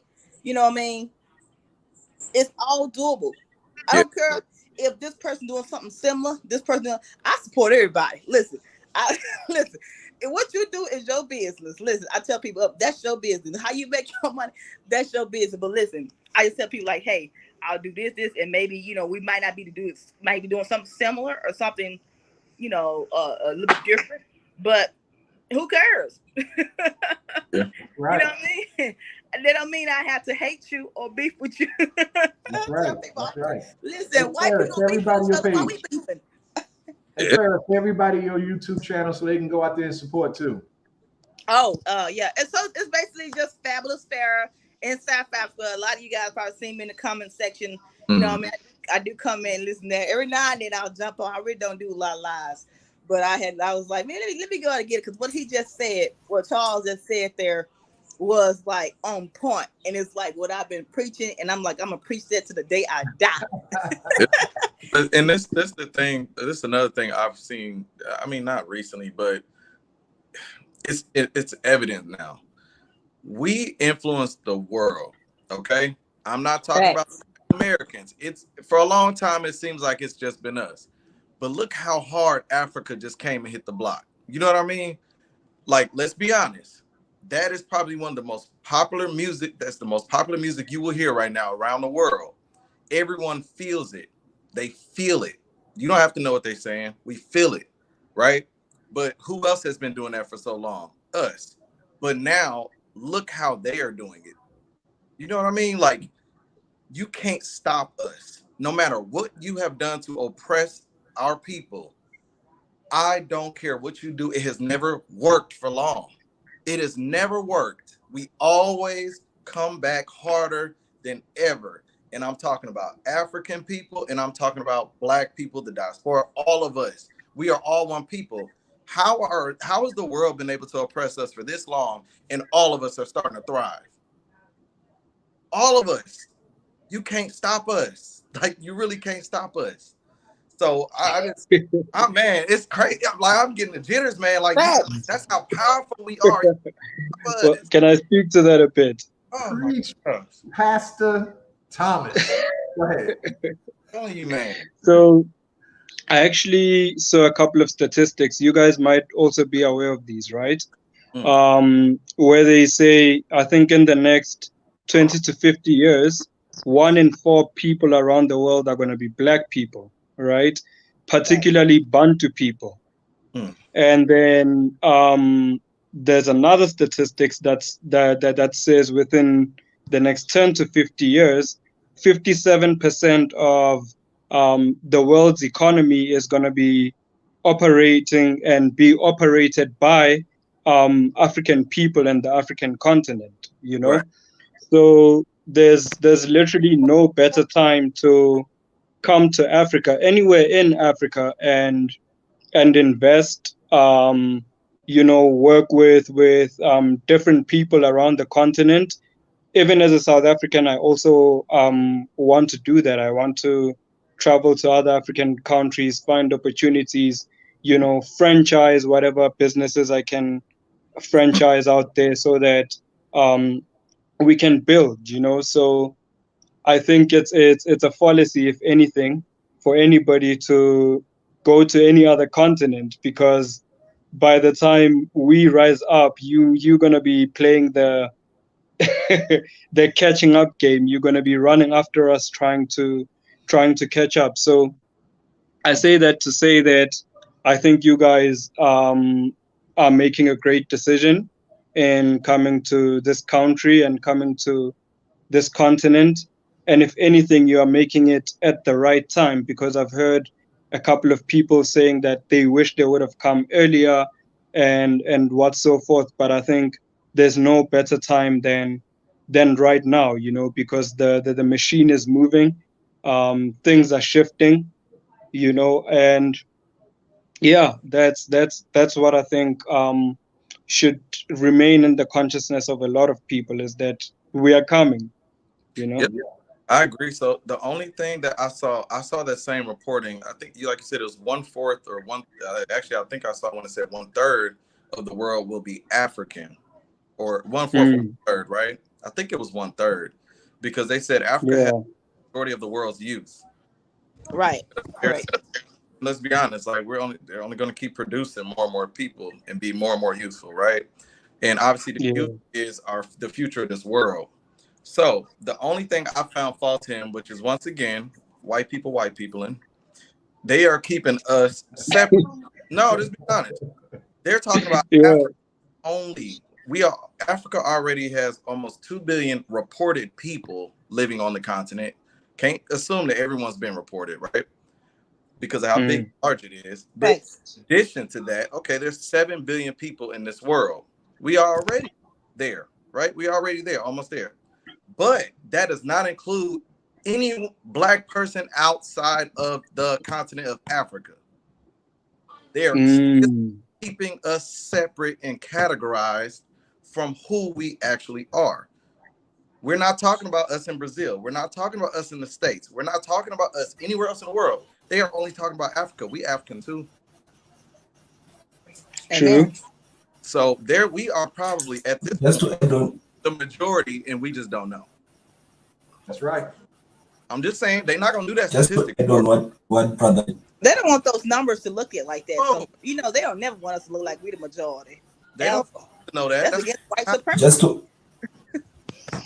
Just to add on what Brother Charles, yes, just to add, can you guys hear me? Am I clear? Yes. Just Yeah, to we add on hear what you. Brother, yeah, just to add on what Brother Charles and Letabo have been speaking, because they're touching on global things now.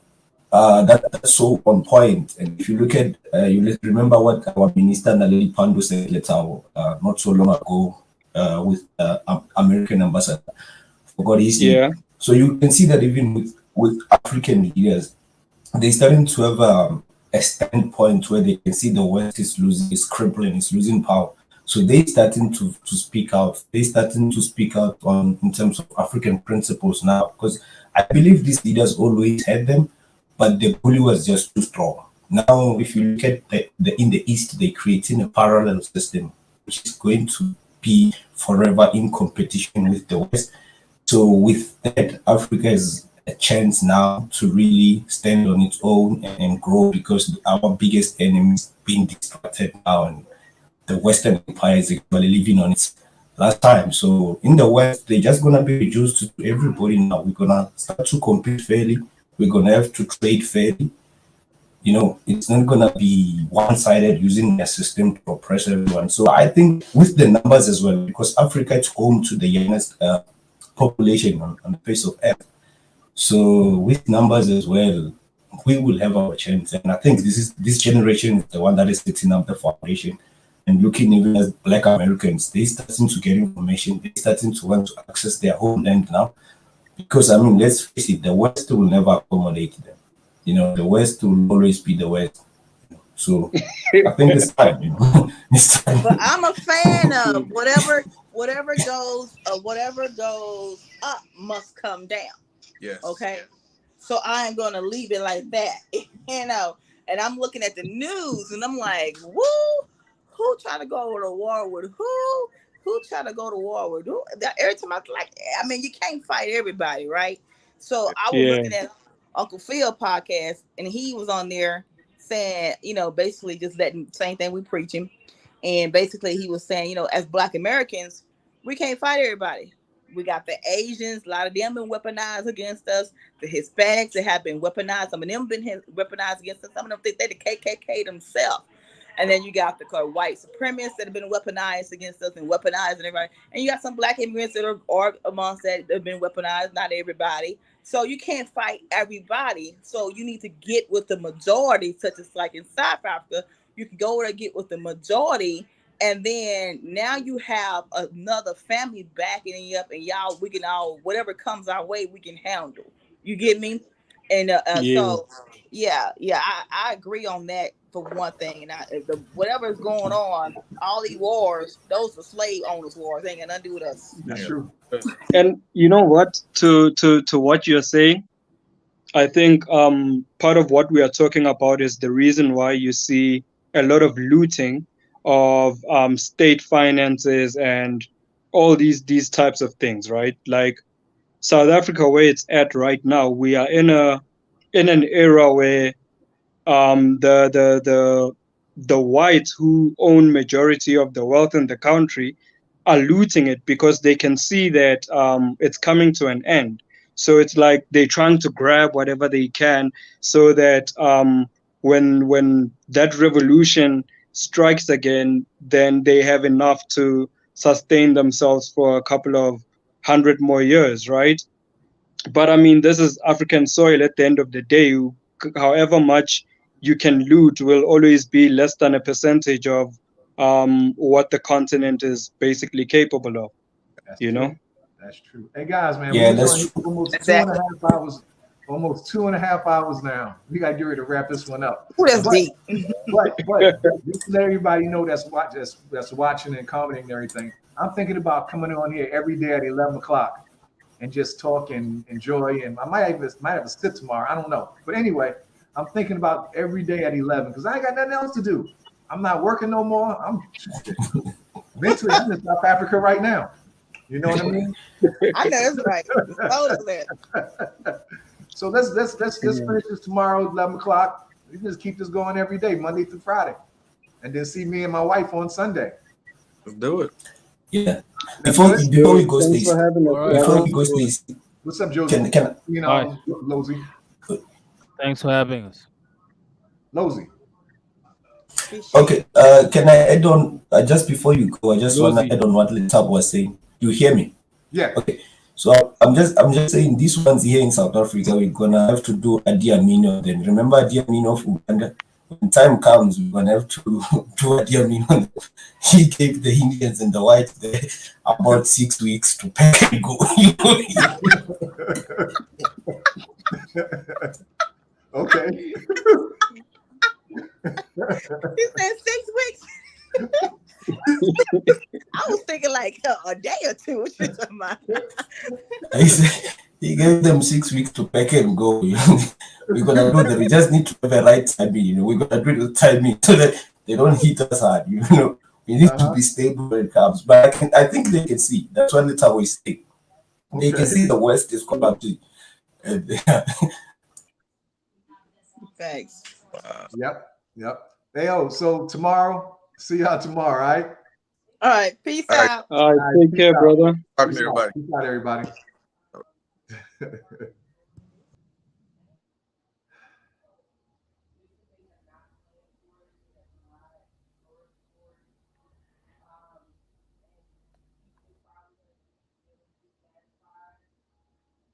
Damn.